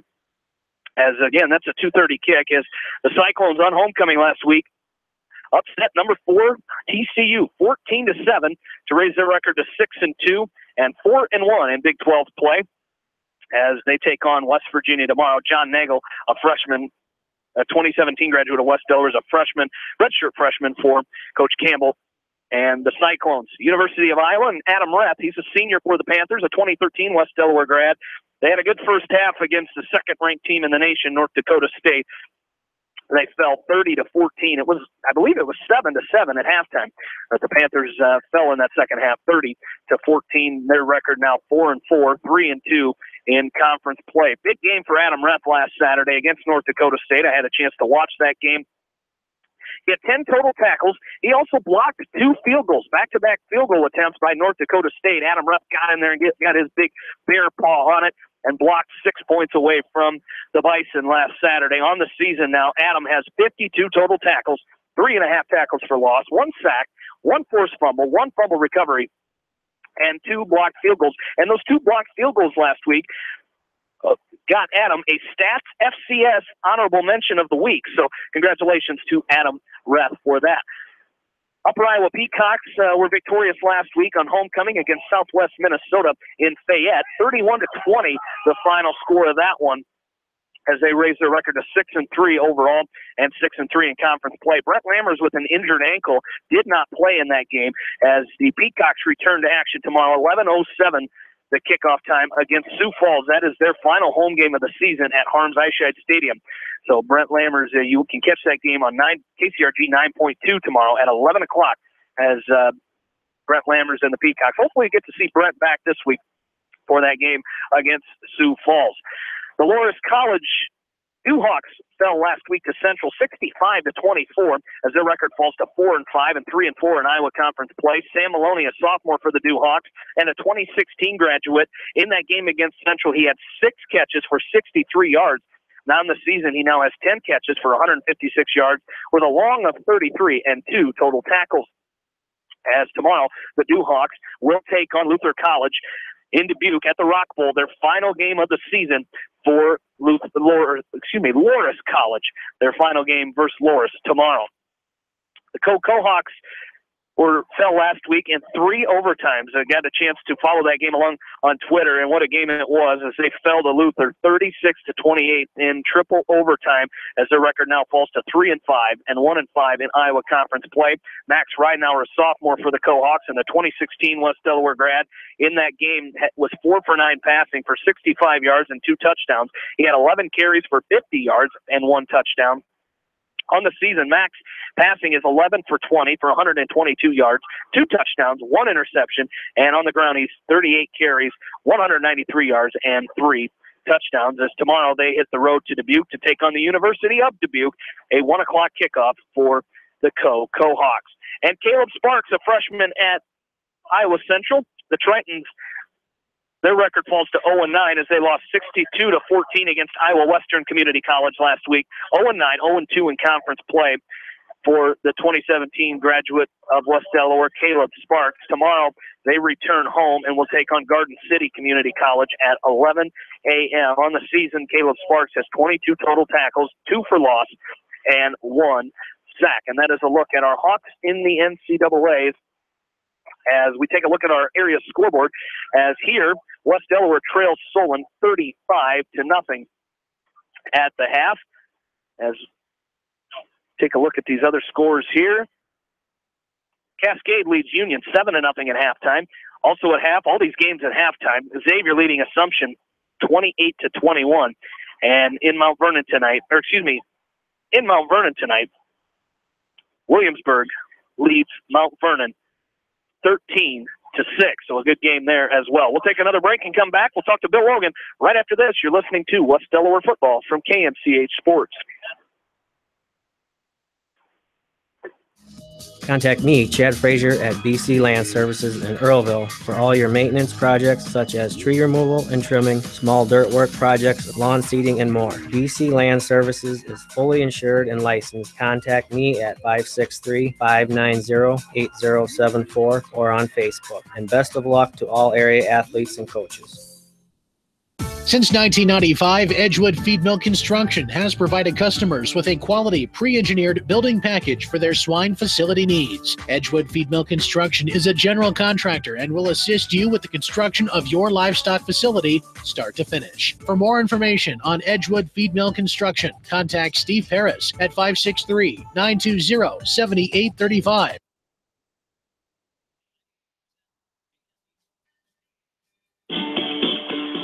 Back in at halftime, we send it down to Bill Logan. Bill, a little tough sledding in the first half for the Hawks as they trail 35-0 here at the break.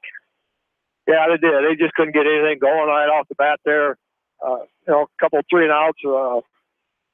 They got a couple long plays. They've had 4 plays of 39 yards or longer. Every time, they get in a 3rd and long situation, then all of a sudden they make a big play, get the first down, and we gave them a short field on a short punt.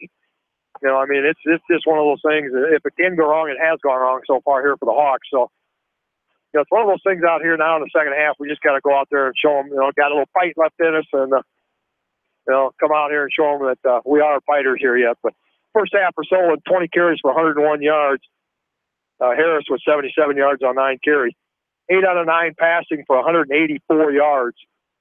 285 yards total offense, and the Hawks, they did not anticipate that at all, with the defensive scheme that they had coming in here, thinking that they could shut them down pretty good. But they made those big plays when they need to, and that's what teams do. For the Hawks, just can't get anything going. 13 rushes for 38 yards. Curley with 32 of them on 6 carries. 6 out of 15 with 1 interception for 27 yards. So just 65 yards of offense here for the Hawks in the first half. Well, Bill, you mentioned on the ride down here, got to make some halftime adjustments. The Hawks are definitely going to have to do that here. Well, yeah, they are. It's just one of those things. 35 points at halftime, that's a lot to come back from right now. You just, come out here with some Hawk pride, just win the second half. It's a lot of points. It's going to be a quick clock. That's going to be the one thing that's going to go against the Hawks here. So they got to be the first ones to score here in the second half. All right, buddy boy. Thanks for joining us, and have a good second half. Yeah, you guys do. Bill Logan down on the sideline tonight and every night for us here for West Delaware football on KMCH. As we mentioned, Solon will get the ball to start this second half. Aaron, probably just what Bill said, just hard to get anything going here in that first half. Well, and we knew the defense was going to be good for Solon, and I think Bill was right. The offensively, we weren't sure what they were going to bring in. They didn't have a lot of gaudy numbers when you look at when you're looking at their season stats, but 8 out of 9 passing, almost 200 yards throwing the ball, and then 5 yards to carry run the ball. And then the defensive line that they have and their linebacking core, that's a recipe for a good football team. And we're seeing it. We witnessed it in the first half, and Hawks are just going to have to come out and like Bill said, fight for the second half and win the second half and build for next year. Absolutely. Well, we mentioned that Iowa Hawkeye game tomorrow against Ohio State. Again, a 2:30 kickoff. You can hear that game right here on KMCH. Coach's Corner will be in its entirety. I believe Janelle mentioned we have Beckman and Starmont volleyball coaches on the Coach's Corner tomorrow, as well as Bill Logan will have Coach Doug Winkowich on the Coach's Corner tomorrow. So stay tuned to that. And then at 12:30, Iowa Hawkeye pregame show. And then the start of the game at 2:30 with Gary Dolphin, Ed Podolak, Robbie Brooks, and the Hawkeye Radio Network. As we are set for the second half, we got to wait for that final 3-minute clock to tick down here. 15 seconds remaining, and the Hawks will get set as Mitchell Mangold will kick off for the first time here tonight. As Mangold on the season. Mangold is 27 kickoffs for 1,287 yards and 3 touchbacks. Deep to receive for the Spartans is Kendrick Harris. As Harris has 2 returns for 73 yards on the season. And we are ready to go as Mangold comes set to kick off. here in this second half. Just waiting on the officials. There we go, and we are underway with this second half. Mangold's kick is away. Going to bounce at the 15-yard line. Harris is going to let it go out of bounds, and the Spartans will start with it. 1st and 10 at their own 35-yard line, as that will be. There's the penalty marker, as that'll be a penalty against the Hawks. And the Spartans will start at their own 35-yard line, leading 35-0 here as we're just underway in this second half. What changes this Hawk defense makes here, as they will come set as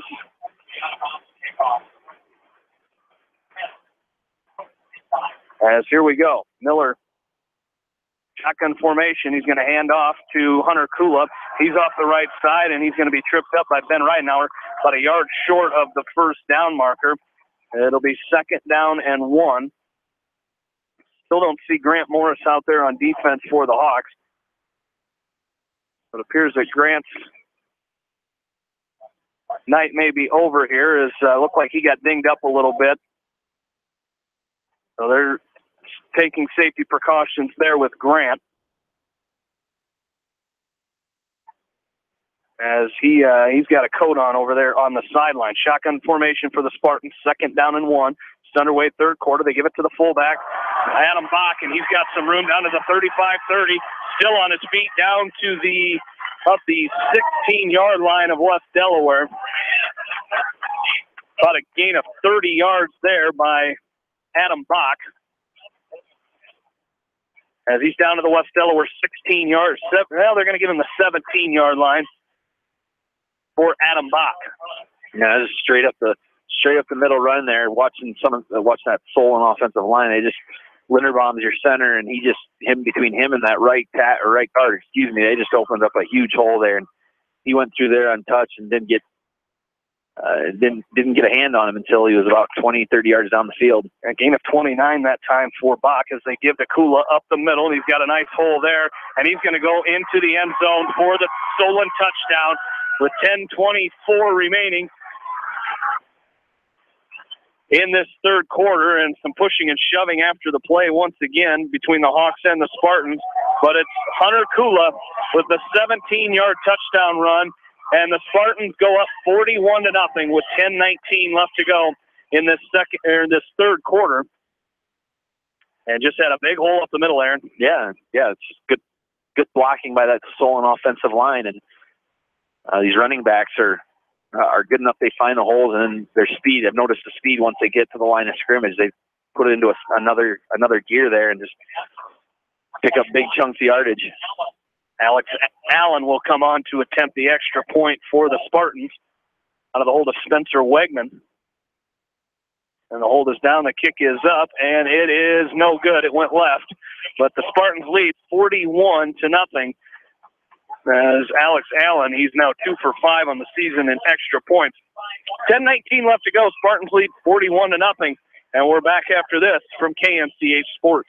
This is Fred Smock from Dunlap Motors in Independence with Chevy, Buick, and certified pre-owned Chevy, Buick, and GMC and nearly 300 new and used cars and trucks in stock. We have big town inventory with small town service. Go to DunlapMotorsIndy.com. At Precision Collision, we are committed to providing you with high-quality auto body repair and paint refinishing. Our expertly trained technicians can repair all accidental damage and get you back on the road in no time. Come visit me, Jeff, for a free estimate. We are located along Highway 20 at the Delaware turnoff. Precision Collision. One call does it all. Quality guaranteed.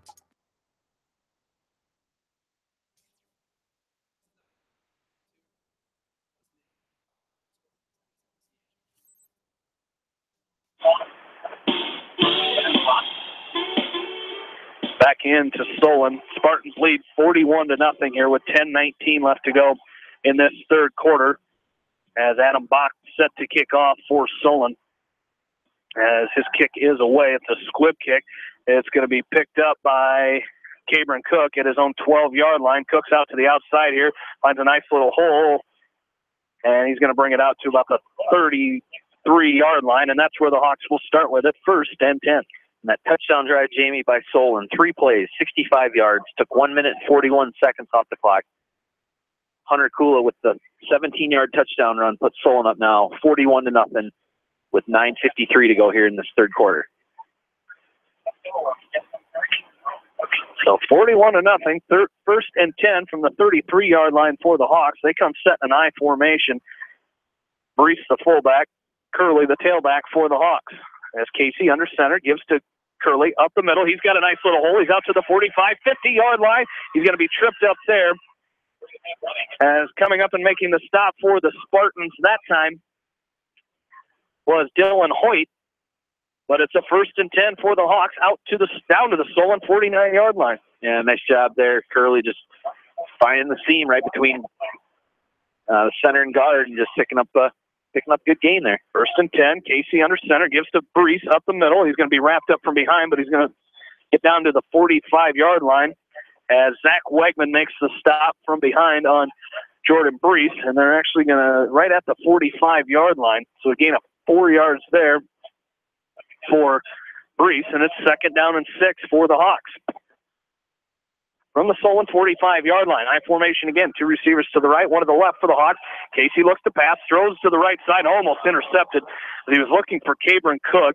He threw the ball behind Cook, and it was nearly picked off that time by Storm Scott.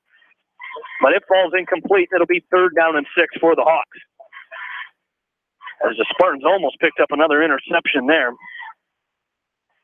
But fell right through the hands of Storm Scott. So third down and 6. Casey comes set. I formation under center. He gives to Curley right up the middle, and he's wrapped up. As right at the line of scrimmage, Caleb Curley gets wrapped up, is coming around that outside edge and making the stop for the Spartans was Cole Flansburgh, and it'll bring up fourth down and 6 here for the Hawks. Which elects to do here. It appears they're going to keep the offense on the field. We have seen the Hawks step back and punt, but they're going to go under center here. 2 receivers to the right, 1 to the left. I formation once again for the pass. He throws it to the right side. It's going to be caught by Mitchell Mangle. He avoids the tackler at the 39.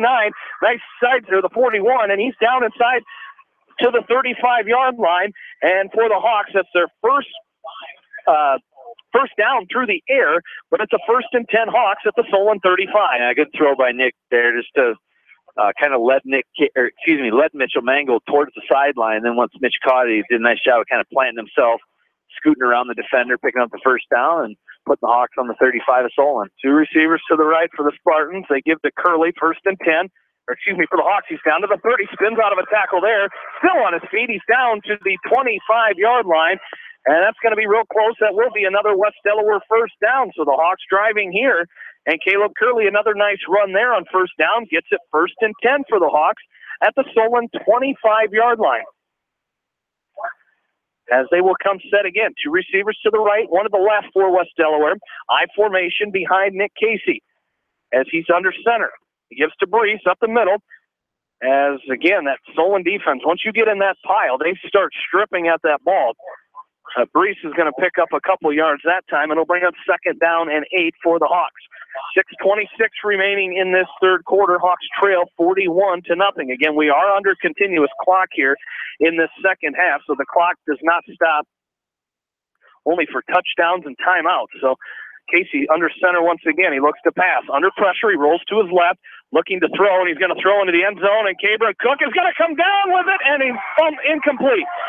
He came down with it, and it was stripped away as Greg Brandt knocked it out of the hands of Cabron Cook, who had come down with it, but Brandt had his arm in there and just ripped it right out, and it'll be third down and 8 here for the Hawks. Yeah, it was a good throw by Casey, and Cook. We thought Cook had it. He came down. I just think maybe if he would have held on to it for another second more, I thought he had it when he came down, but it looked like he might have been juggling just enough to get it knocked away. Third and 8 for the Hawks. Casey looks to pass. Quick pass right side. He's looking for Mangold. Mangold sidesteps the defender and into the end zone for the touchdown. Mitchell Mangold juked Kendrick Harris to come back for that ball, and he scores the touchdown from 23 yards out, and the Hawks are on the board. It's 41-6. Yeah, and the good kind of like an over behind the shoulder throw there, back shoulder throw there by Nick Casey. to Mangold. Mangold saw it the whole way, stopped, caught it, kind of spun around a little bit, released the defender off of him, and stepped in for the touchdown. Caleb Zier on for the extra point. Out of the hold of Mitchell Mangold. As Zier's kick is up, and it is through. It's 41-7 here with 5:24 remaining in this third quarter. We will take a break and come back. You're listening to West Delaware football from KMCH Sports.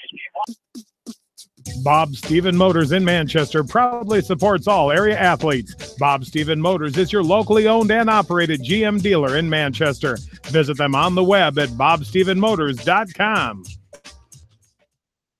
When it comes to financial planning, most financial companies focus on your income. At Northwestern Mutual, we focus on your outcome. It takes the right financial partner who cares as much about your future as you do, building a financial plan to meet your life's priorities and helping you achieve the financial security you're after. Focus on your financial outcome with Northwestern Mutual. Contact me, Mitch Payton, or Matt Schulte today. You and Northwestern Mutual, stronger together.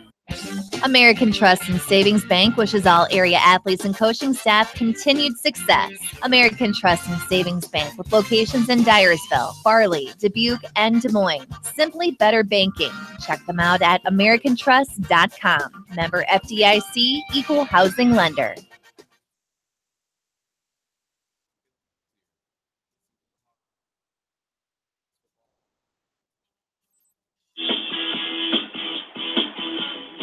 Back in to Solon. Hawks on the board, 41-7. Solon leads it here with 5:24 remaining in this third quarter. Mitchell Mangold set to kick off for the Hawks.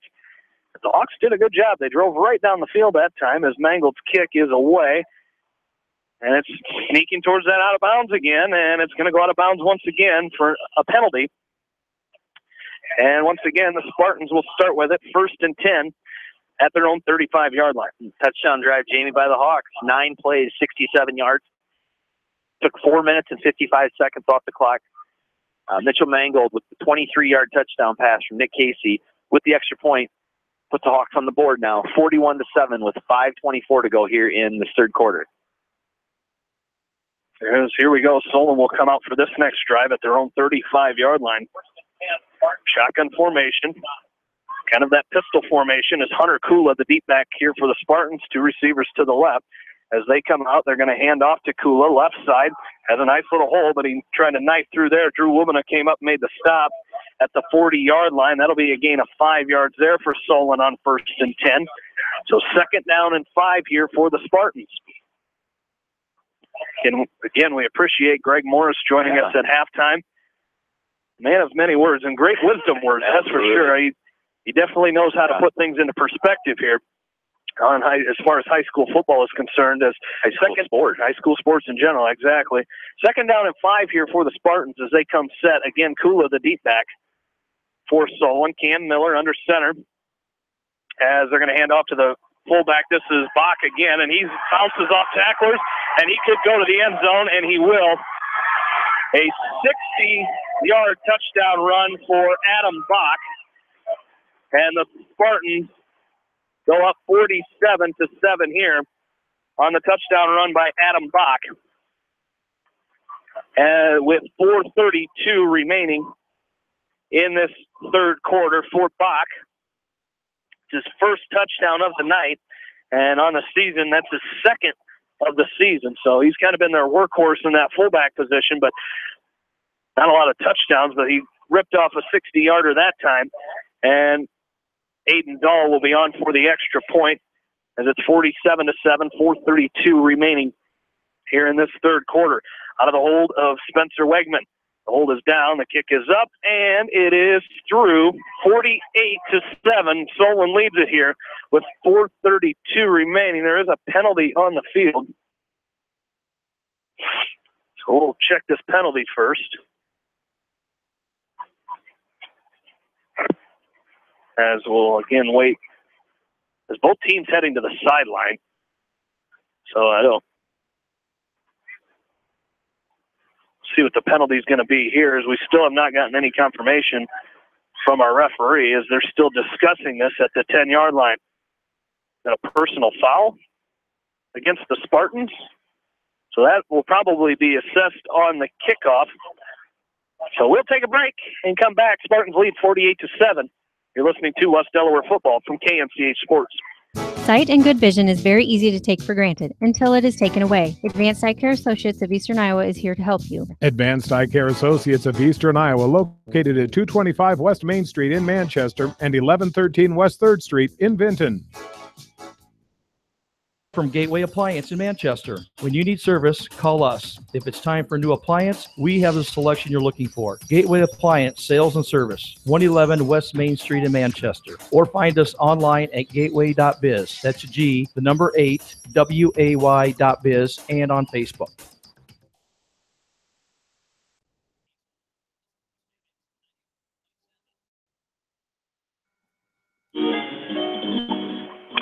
Hands to the face penalty is the call against the Spartans. They will assess that penalty on the kickoff. So the Spartans will kick off from their own 25-yard line as they lead 48-7 after that touchdown run by Adam Bach. 4:32 remaining in this ballgame as we welcome you back into Solon. Jamie Vaskey, Aaron Plain, and Bill Logan back with you. Back at the station tonight at KMCH is KMCH News Director Janelle Tucker as Adam Bach will kick off here. A little squib kick to the right side of the field is going to be taken by Caleb Curley at the Hawks 43-yard line, and he's going to be run out of bounds near midfield. And then touchdown drive, Jamie, by Solon. 2 plays, 65 yards. Took 52 seconds off the clock. Adam Bach with the 60-yard touchdown run puts Solon up 48-7 with 4:12 to go here in the third quarter. So again, clock is continuous here. The Hawks will start with it at their own 48-yard line, trailing 48-7. Clock down to 4 minutes now in this third quarter. Nick Casey trots onto the field here for the Hawks offensively. And they come set. I formation. Under center is Casey. Brees, the fullback. Curley, the deep back, to give this to Curley up the middle. He spins around out of one tackle. He's down inside the 40 to the 36-yard line of Solon. That's another good first down run by Caleb Curley. As Curley makes a nice run there, picks up the first down for the Hawks. Down to the 30, they're going to give it the 36-yard line for the Hawks. And it's nice. It's good, just good, solid in between the tackle and guard run in there too, Jane. It's up the middle, right where the heart of that Solon defense. So whatever the adjustments that offensive coaching staff made at halftime seem to be working. Gain of 16 there. They give us to Brees right up the middle, and he's going to be wrapped up inside the 35 to about the 34-yard line is Jordan Brees, as Zach Wegman makes the stop there, as that'll be a gain of a couple yards there for Brees. And I'm saying that, and I say that too, and I'm still seeing Linderbaum out there, Wegman, Flansburgh. You're still seeing the Solon first-team defense out there too. So this is good blocking, good running by this Hawk offense. Well, they're hard to miss. They are some big boys on that defensive line for the Spartans. They give to Brees on 2nd down and 8. He's got some room down to the 20. Inside the 20 to the 15-yard line is Jordan Brees. And that's good for another first down. Greg Brandt makes the stop for the Spartans, but a nice run that time by Jordan Brees. A gain of 20 yards there for Brees. Yeah, nice job by Jordan. He kind of looked like he was going to get held up there at the line of scrimmage, but he just fought through the arm tackle and just did a nice job of picking up a big chunk of yards there and put the Hawks in business here on the Solon 15. 2:08 remaining in this third quarter. Hawks have it 1st and 10 at the Solon 15.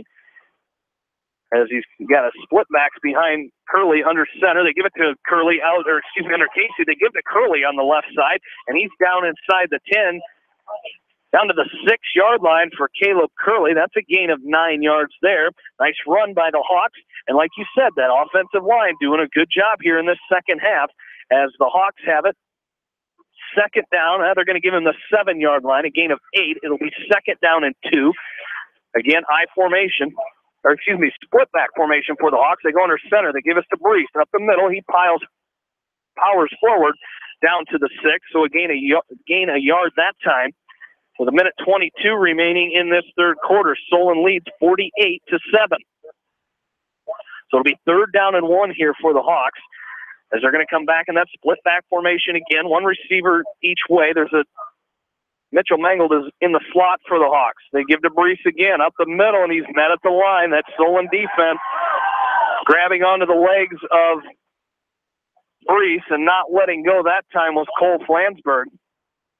And Flansburgh's He's a big boy himself playing that linebacker position. There's no gain on that play.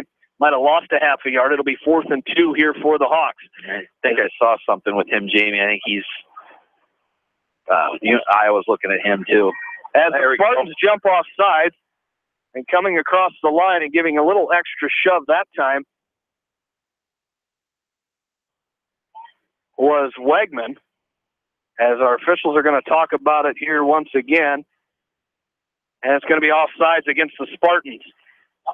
As the Hawks will get the first down there, it'll be 1st and goal now for the Hawks. So 1st and goal at the 3-yard line for the Hawks. So 3rd penalty on Solon tonight. 2nd defensively. They line up in the I formation. They give us to Curley right up the middle, and Caleb Curley's going to go into the end zone. Touchdown, West Delaware. Caleb Curley from 3 yards out, and the Hawks now trail 48-13 with 28 seconds remaining in this 3rd quarter. Good hard running there by Caleb Curley, picking up, getting those 3 tough yards to get the ball in the end zone for the Hawks and close this gap. As the Hawks now have scored more points on the Solon team than any other team all season. As Caleb Zier on for the extra point. It is up. It is good. Hawks trail now 48-14 with 28 seconds remaining in the 3rd quarter. And we'll take a break and come back. You're listening to West Delaware football from KMCH Sports. Anderson is the leader in doors and windows. They set the bar high with high-performing, dependable, energy-efficient products for your renovation and building projects. Contact your local vendor, Delhi Lumber, at 922-2404 for all of your window needs. Delhi Lumber, your authorized Anderson Windows dealer, big-town quality with small-town service. This is Dr. Tim Collier from Dental Associates of Manchester. We take pride in the environment we provide our patients with a caring attitude and unsurpassed comfort. For the kind, compassionate, and competent dental care you deserve, call us at 927-GRIN. Dental Associates of Manchester, creating healthy smiles for life.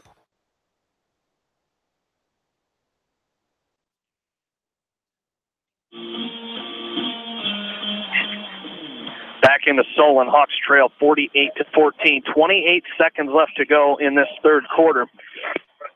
So Hawks battling back, as we mentioned, throughout the entire season. Solon, through all their games, they gave up 7 points against Keokuk, 7 points against Oskaloosa, 7 points against West Burlington Notre Dame, and 2 points against Decorah. So nobody has scored more than 7 points against this team all year, and the Hawks have put up 14 here tonight. So Hawks still fighting here in the second half, and that's what Bill said out of halftime, is just show some fight here. As Kendrick Harris takes this from his own 12-yard line, he's down the sideline, he's got a seam, and Drew Woman is going to wrap him up as he gets down into West Delaware territory. It'll be 1st and 10 Spartans at the West Delaware 48-yard line. That touchdown drive, Jamie, by the Hawks. 7 plays, 52 yards, took 4 minutes and 4 seconds off the clock. Caleb Curley with the touchdown run, 3-yard touchdown run with the extra point now. Cuts that lead for Solon. 48-14 with 19 seconds to go here in the 3rd quarter. There's an injury on the field for the Spartans.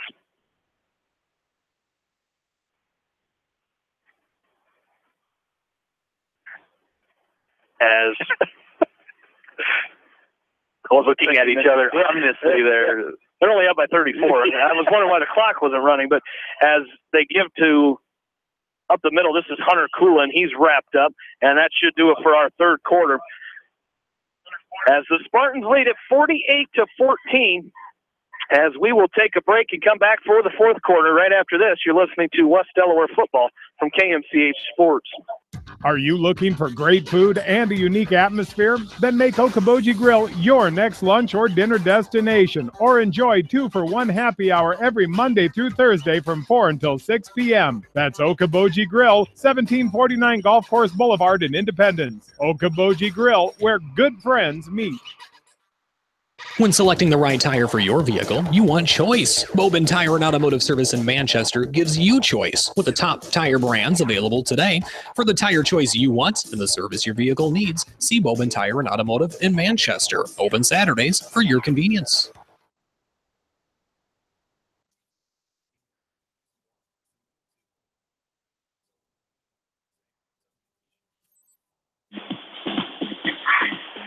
Hey, stay tuned after tonight's game for the Okoboji Grill postgame show brought to you by Okoboji Grill in Independence, where good friends meet. Jamie Vaskey, Aaron Plain, and Bill Logan back with you from Solon, where the Hawks trail 48-14 as we head to quarter number 4. Solon has it 2nd down and 9 after the 1-yard gain by Hunter Kula. And the Spartans will come set here, pistol formation, one back right to the right of Miller here. As the give is to Bach right up the middle. He fights forward, and he's going to be wrapped up from behind by, I was trying to see which Hawk that was. He was brought down by Tyler Langle, as Justin Brown, have not seen him much in this second half as he was limping along the sideline. As don't see him, but he was limping on the sideline earlier in the third quarter. So again, hopefully he's okay. But the Hawks, with the replacement out there, as they give us to Kula up the middle, and he's wrapped up as Harrison Goebel and Matt Wickman combine on the stop there for the Hawks. As it looks like one of the Spartans picked up, I didn't see the ball come out. No, Miller pulled it back out. He's running around the end, but I think they're going to call for a hold out here. Oh, I didn't see it. I was watching. He fooled everybody on the play. He fooled us as Miller faked a handoff to Kula. It is going to be holding against the Spartans. Thank goodness, as I did not see that. I thought he handed it off to Kula up the middle, but Cam Miller pulled it and ran down the field for the touchdown. But it will be brought back on the holding penalty. Thank goodness for that, as he fooled a lot of people in this stadium, including me, as everybody kind of thought it was a loss of 1.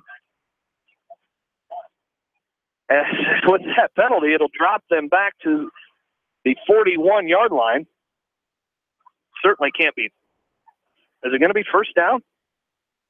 Was it after he had the first down when they called the penalty as a spot foul? So it looks like it is going to be 1st and 10 for Solon at the West Delaware 41-yard line. 41. We'll have to do a little better job of looking through my binoculars there as Miller comes set once again. As this time he does give it to Kula off the left side. He scoots back towards the middle, and Jared Helly and Matt Wickman will combine on the stop there at the 40-yard line. A gain of 1 that time by Kula. 10:35 left to go in this fourth quarter. Hawks trail 48-14. As the Spartan team has been as advertised, as we mentioned, that defense has been outstanding. The offense has been very explosive here tonight. And we're seeing why this team is 10-0, looking to go 11-0 and head to the state semifinals next Thursday night. As looks like it is 28-21 between as Xavier leads Davenport Assumption. No, 35-21, excuse me. 35-21 as they go to the fourth quarter. Cascade leading Union 7-0 in the fourth quarter, and Williamsburg still leading Mount Vernon 19-6. That game also in the fourth quarter. 2nd down and 9 for the Spartans as Miller comes set. He is going to hand off this time up to middle to Kula, as Kula is going to be tripped up as Ben Ridenour makes the stop down to the 33-yard line. They'll be couple yards short of the first down. It'll be 3rd down and 2 here for Solon. And just straight ahead running here by the Spartans. They're just going to lean on that offensive line here the rest of this fourth quarter, just try and get first downs and keep the clock moving. As again, just running that play clock all the way down, like you said, Aaron, just milking the clock here and trying to cash this thing in and go to the state semifinals as they come set. Shotgun formation. The deep back is Kula as Miller keeps it himself and throws to the right side. He's got Adam Bach. He's down inside the 20 to the 16-yard line where he's finally brought down there. As making the stop for the Hawks was Logan Wynn down to the 16-yard line of West Delaware, and that's good for another Solon first down. So for Solon, their 11th first down of this ball game. as it'll be 1st and 10 at the West Delaware 16-yard line here, leading 48-14 with 8:40 left to go in this fourth quarter. Don't forget, our fall sports season is not finished, as we will have state volleyball coverage for you next week.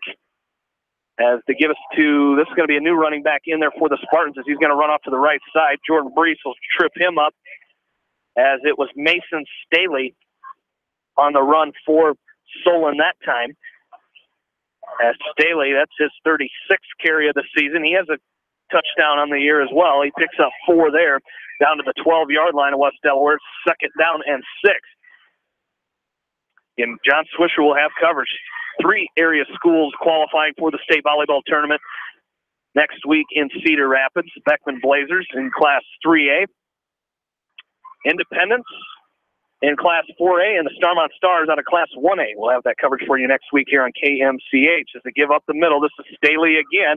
He's tripped up as Tyler Langle makes the stop, as falling forward was Staley, and it's going to be down to the 6-yard line.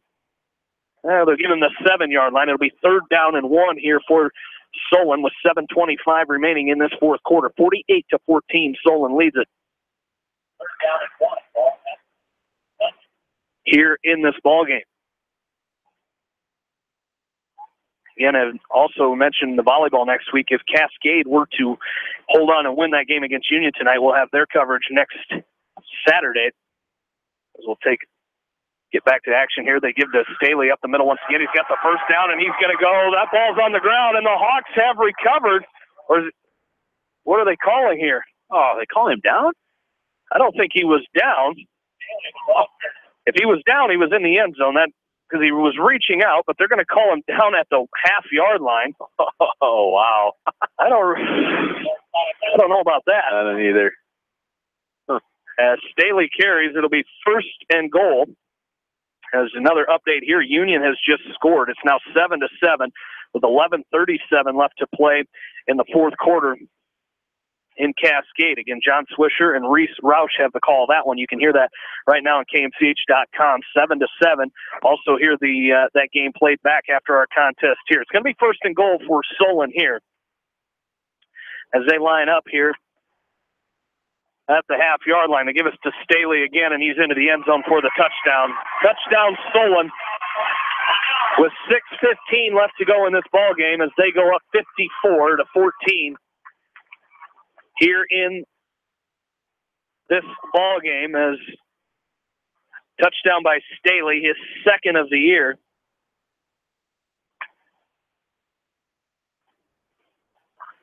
Seventh Solon Spartan to score a touchdown here tonight, Aaron, as they've been able to spread the ball around quite a bit here.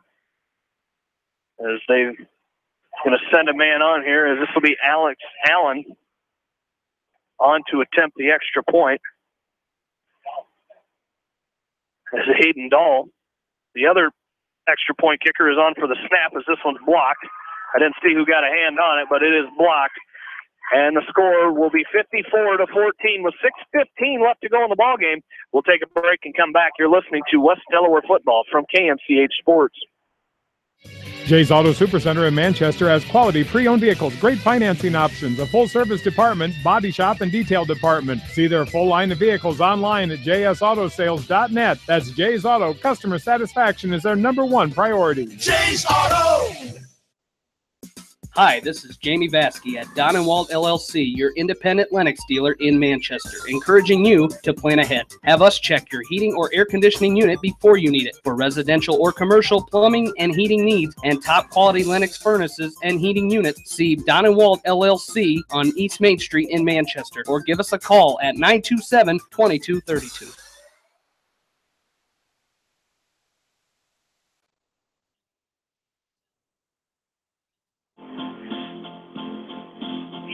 Back into Solon. Hawks trail 54-14. 6:15 remaining in this ball game. I tell you what a great game going on in Cascade. Just as we said, Union scored. Cascade returns the favor and goes down and scores 14-7 now.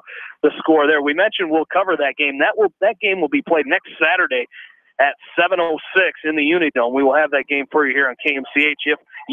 Cascade holds on to win that ball game. Cabron Cook will return this kick from his own 5-yard line. The Hawks will fake a reverse. Cook keeps it himself. He's got it at the 15, 20, 25, 30. Cabron Cook cuts back to the outside. He's up to the 34-yard line, and that's where the Hawks will start 1st and 10. A touchdown drive, Jamie, by Solon. 10 plays, 48 yards. Took 6 minutes and 13 seconds off the clock. Mason Staley, like you said, the 7th Solon Spartan to score tonight. He scored on the 1-yard touchdown run. Put Solon up. They did have the extra point block. Solon up 54-14 with 5:40 to go here in the 4th quarter. So Hawks have it 1st and 10 at their own 34-yard line, trailing 54-14. Continuous clock is back on here as they will come set in an I formation. Brees, the fullback, Curley, the deep-back. They give to Curley. Right up the middle, and Caleb Curley has it at the 40, 43, 44-yard line. That's close to a 1st down. It's going to be real close to the 1st down. It's going to be a yard short, so a gain of 9 there by Caleb Curley.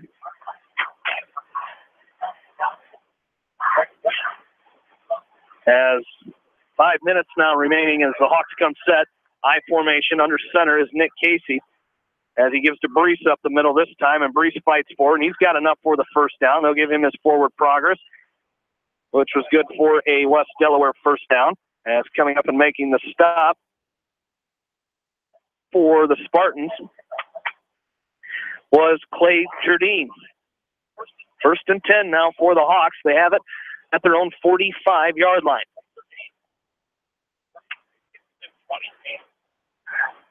As they give to Brees once again, he almost fumbled that ball as he took him a little bit to get it under control as he's up to the the 47-yard line. A gain of a couple yards there for Brees. It's 2nd down and 8. 4 minutes and 20 seconds remaining in this ball game. And the Hawks trailing 54-14. And we'll keep an eye on those other scores as Cascade leading 14-7. They give us to Curley off to the left side. He bounces out. He's out near midfield. He picks up about 3 yards there. They're going to give him the 49-yard line, so a gain of a couple there, and it'll bring up 3rd down and 6 here for the Hawks. As Cascade, as we mentioned, leading 14-7. Cedar Rapids Xavier leading Davenport Assumption 35-21. That would be the next opponent for the winner of this game. And Williamsburg still leading Mount Vernon 19-6 in the 4th quarter. As the pitch is to throw is to Mangold, right side. He's got enough for the 1st down. He's hit hard out there. As coming up and making the stop for the Spartans was Jackson Pipolo. But it is good for a West Delaware for a 1st down. So the Hawks still driving here. As they have it in Solon territory down to the Spartan 44-yard line. As the Hawks come set in a split-back formation behind Nick Casey, who's under center. They send Mangold in motion, fake to him, give it to Brees, right side. Brees fights off a couple. He's down to the 40, inside the 40 to the 39-yard line. Nice run there by Jordan Brees, a gain of 5. As he's brought down that time by Chase Gierke. And it's just good to see good heart. I mean, Jordan Brees and this entire Hawk team, Jamie, this last quarter just done a nice job of just continuing to fight, continuing to play hard, and they give to Curley here right up the middle. Nice spin out by Curley there. He's down to the 32, down to the 30, where he's going to be tripped up by Aiden Dahl. They actually give him the 29-yard line here, so a nice 1st down run there for Caleb Curley. Like you mentioned, Aaron, they're not quitting. They're still fighting. Eating it out on the ground here is what the Hawks are doing right now with 2:10 left to go in the 4th quarter. 54-14, Solon with the lead. As Casey comes set, they give it to Mangold, and he's going to be wrapped up in the backfield. Has tried that little end around as it was Mason Staley who made the stop, just couldn't get it going. Staley drops Mangold for a 2-yard loss back to the 32-yard line. And it'll be 2nd down and 12 for the Hawks. 1:40 left to go in this 4th quarter. Casey under center. Going to hand off to Brees right up the middle. He's back down to the 30-yard line, inside the 30. Right around, going to gain about 3 yards there down to the 29-yard line. And it'll be third down and 9 upcoming for the Hawks. Here with 1:15 left to go. The Hawks not airing it out here as they're down 54-14. As they're going to give to Brees. But they're still fighting hard as he's down to the 26-yard line now. A gain of a couple there for Brees. And it'll be 4th down and 6 upcoming for the Hawks. As ball right at the 26-yard line. As Nick Casey lines up under center. Behind him in the I formation is Brees and Curley. They give to Brees. He's got enough for the first down. Down inside the 20 to the 17-yard line is Jordan Brees. So another first down for the Hawks there as there's 30 seconds remaining in this ball game. Again, the Hawks continuous clock, so it will not stop here as there's 25 seconds left to go here in the ball game as the throw to Mangold as Mangold's out to the right side. He's got it at the 15-10, and he's still on his feet pushing hard as Mangold has run out of bounds. And that should do it, as it is good enough for a West Delaware first down, but they will not run another play. And the Hawks will fall here tonight, 54-14,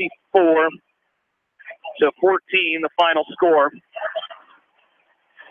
In a game that lasted 2 hours and 1 minute, as we got to see why Solon is undefeated as they now move to 11-0 on the season.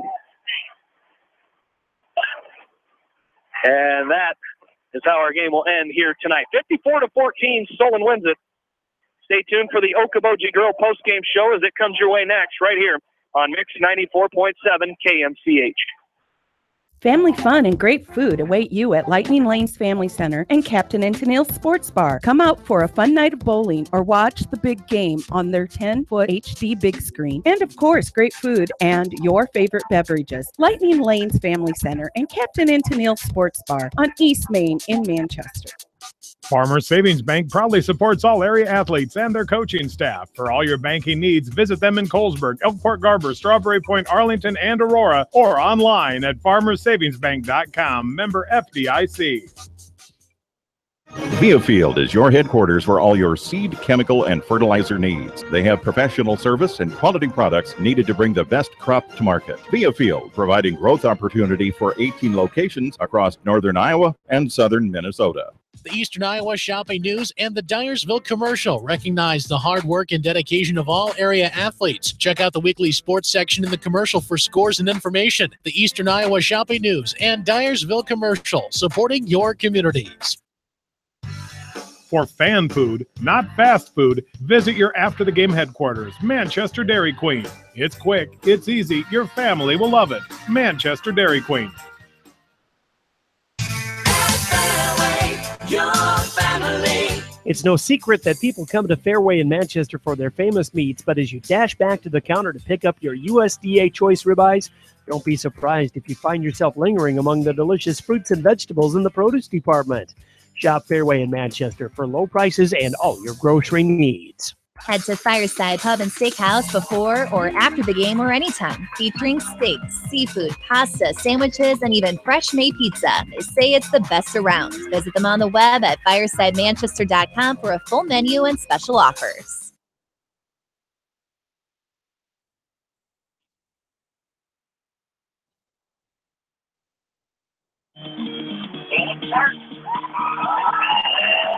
And welcome back into the Okoboji Grill postgame show brought to you by Okoboji Grill and Independence. If you're looking for great food and a unique atmosphere, then make Okoboji Grill your next lunch or dinner destination, or enjoy 2-for-1 happy hour every Monday through Thursday from 4 to 6 p.m. That's Okoboji Grill, 1749 Golf Course Boulevard in Independence. Okoboji Grill, where good friends meet. Hawks fall tonight 54-14 as they end another great season for the Hawks, as the Hawks finish 8-3 on the season.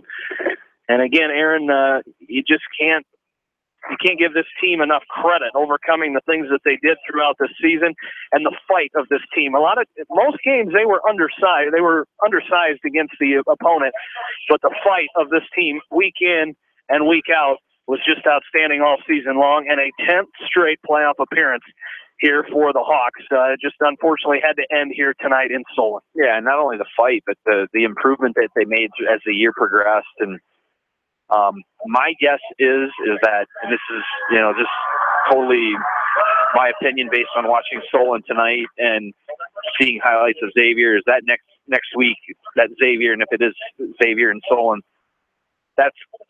those are probably two of the best teams, if not the two best teams in the state. For the Hawks to come in here and show the effort and show the grit and really play hard against this Solon team and play well in the second half, it speaks volumes to the character of this team and the character of the coaching staff. And you got to be proud if you're a West Delaware Hawk. Absolutely. As we bring Bill Logan in one final time here tonight, is Bill. We talked on the team was pretty good. Maybe questioned a little bit, not a lot. Maybe just a little bit their strength of schedule a little bit. But I tell you what, I don't think it matters who they play right now. That is a good football team.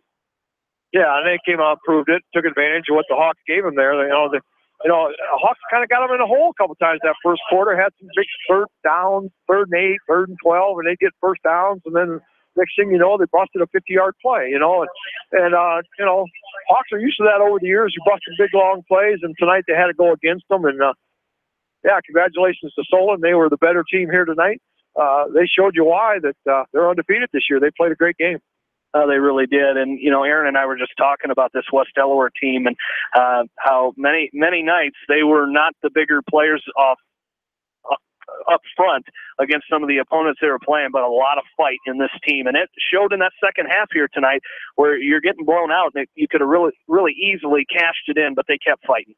Well, that's Hawk football. That's what they talked about at halftime. Hey, let's just go out here and a little pride, a little fight. We're just going to go out there and show them that we still got the fight in us. And they did. They did a nice job the second half and put up a couple touchdowns, and they've only given up 3 all year. So, a little feather in the hat for the Hawks. And, I know they're already talking here.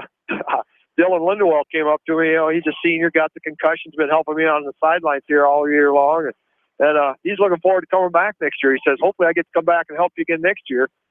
Wants to go to University of Dubuque and become a PE teacher. So, good for him. He wants to come back. He still wants to be a part of Hawk football. And that kind of tells you, what this program is all about, is when those kids want to come back and still continue to be part of this. Absolutely. Well, let's get some final numbers on tonight's game, Bill. Well, for Solon, 34 rushes for 266 yards.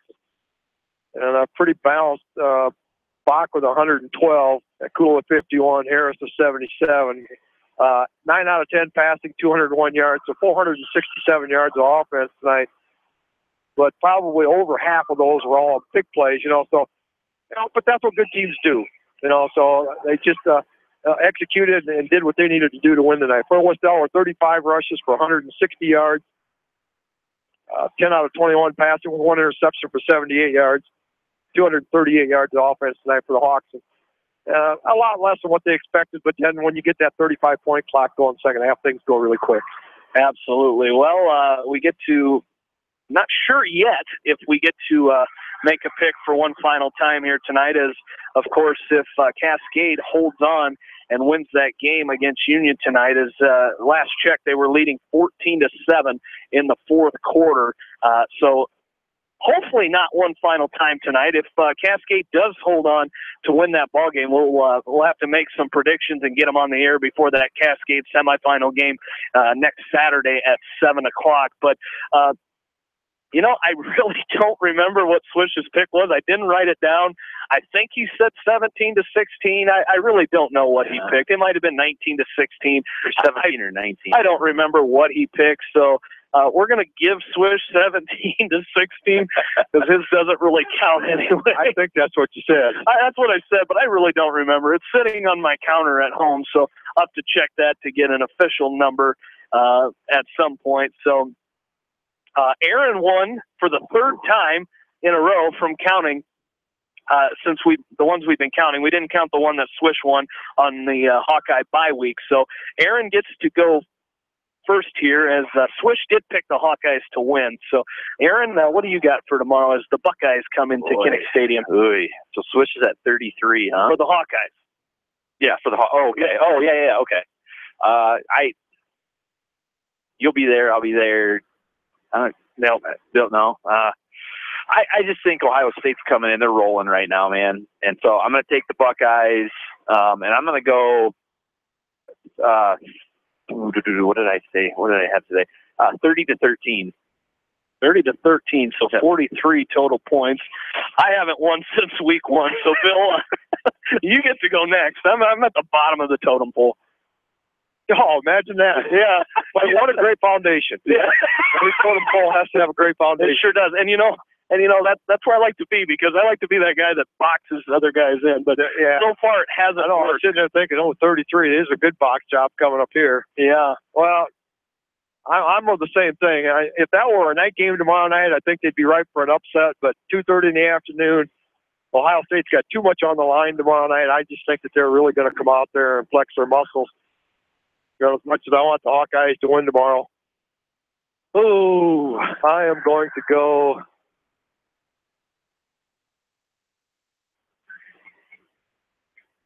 Did we lose you? 38-10. 38-10. So again, you guys put me kind of in a tough spot. Which way do I want to go? Do I want to go higher? Do I want to go below Aaron? There you go. I went kind of a little high. It's a pretty high flying offense. That's a high flying offense that that Penn State, or not Penn State, they beat Penn State last week. I'm going to just go. I'm not going to box you in completely. I'm going to go 40-10.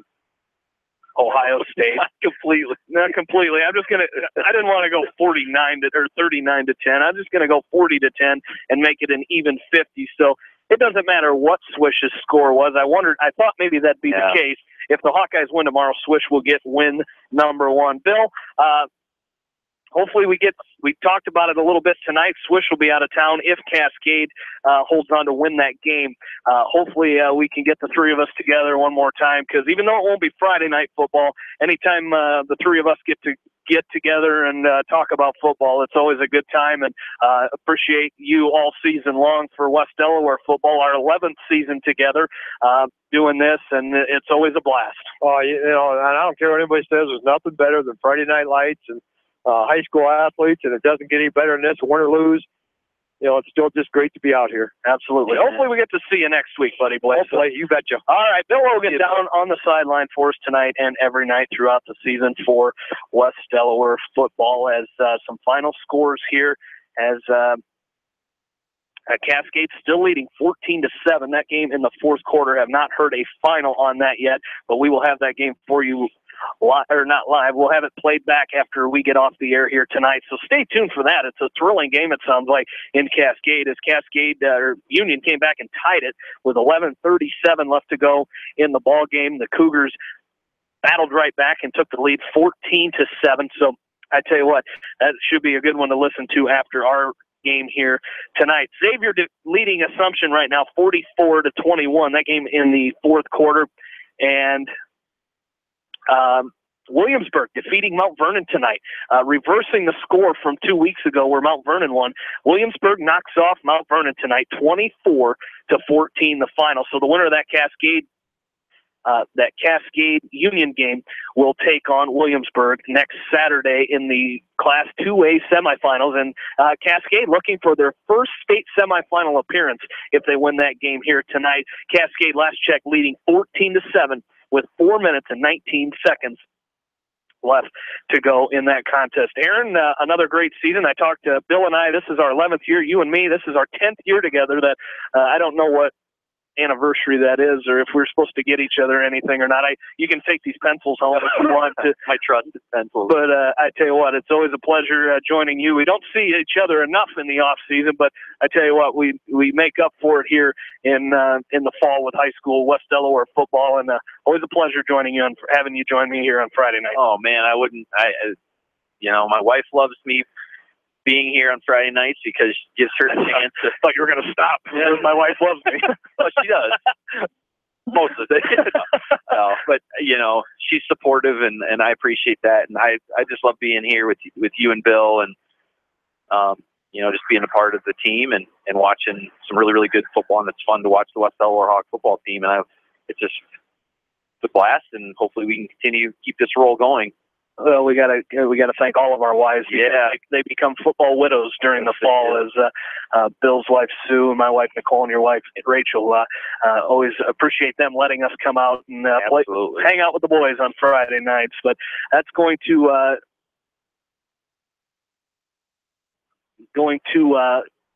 do it for us. The Okoboji Grill postgame show. Just got one more update here. Union has scored. It's 14-13. Not sure if they've attempted the extra point yet or not, but Union scoring. It's 14-13 now. Cascade leading. So we'll have that final for you here in just a little bit. But that's going to do it for the Okoboji Grill postgame show. Brought to you by Okoboji Grill in Independence. If you're looking for great food and a unique atmosphere, then make Okoboji Grill your next lunch or dinner destination, or enjoy 2-for-1 happy hour every Monday through Thursday from 4 to 6 p.m. That's Okoboji Grill, 1749 Golf Course Boulevard in Independence. Okoboji Grill, where good friends meet. And I'd like to thank the other sponsors of West Delaware football on KMCH. Without them, this broadcast would not be possible. And holiday season is quickly approaching here, so we remind you there's plenty of events, there's plenty of stores to shop around in the KMCH listening area. So please get out there and thank the sponsors that allow us to bring you this West Delaware football coverage throughout the season, because without them, we wouldn't be able to bring you that coverage each and every week. I want to thank Janelle Tucker, news director at KMCH, for running the board for us this evening. We've had Janelle on quite a bit all season long, and we certainly appreciate her. We've had Rob Edwards, Mike Johnson, Ashley Bramey, Paul Glaza back at the studios tonight, or throughout the season, I should say, and we certainly appreciate all their help getting us on the air every Friday night for West Delaware football. And most of all, I want to thank you, the listeners, for tuning in and listening to us talk about football and kind of give each other a hard time throughout the night, but we certainly wouldn't do anything else on a Friday night in the fall. For my partners, Aaron Pleen and Bill Logan, this is Jamie Vaskey saying good night from Spartan Field in Solon, where once again the final, the Solon Spartans 54, the West Delaware Hawks 14. And you've been listening to West Delaware football on Eastern Iowa's sports station, Mix 94.7 KMCH. Stay tuned for this week's area online and playback game of the week as Cascade looking to advance to the semifinals for the first time in school history. And some good news from Cascade. Union went for two, and Cascade denied the 2-point conversion. Cool. Cascade still leading 14-13. As we send you to that game now, along with Reese Roush, here's KMCH Sports Director John Swisher. Have a good night, everybody. Thank you very much. Welcome in, everybody. KMCH Field for Cascade Cougar Playoff Football as we're in the second round quarterfinal action. The Cougars take out a Union Night Stride, number 2 Cascade, number 9 Union, as we get ready for this contest here tonight in Cascade.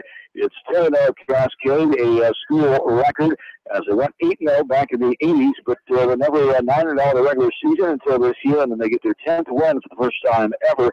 Their best record before this was 9 wins as Cascade.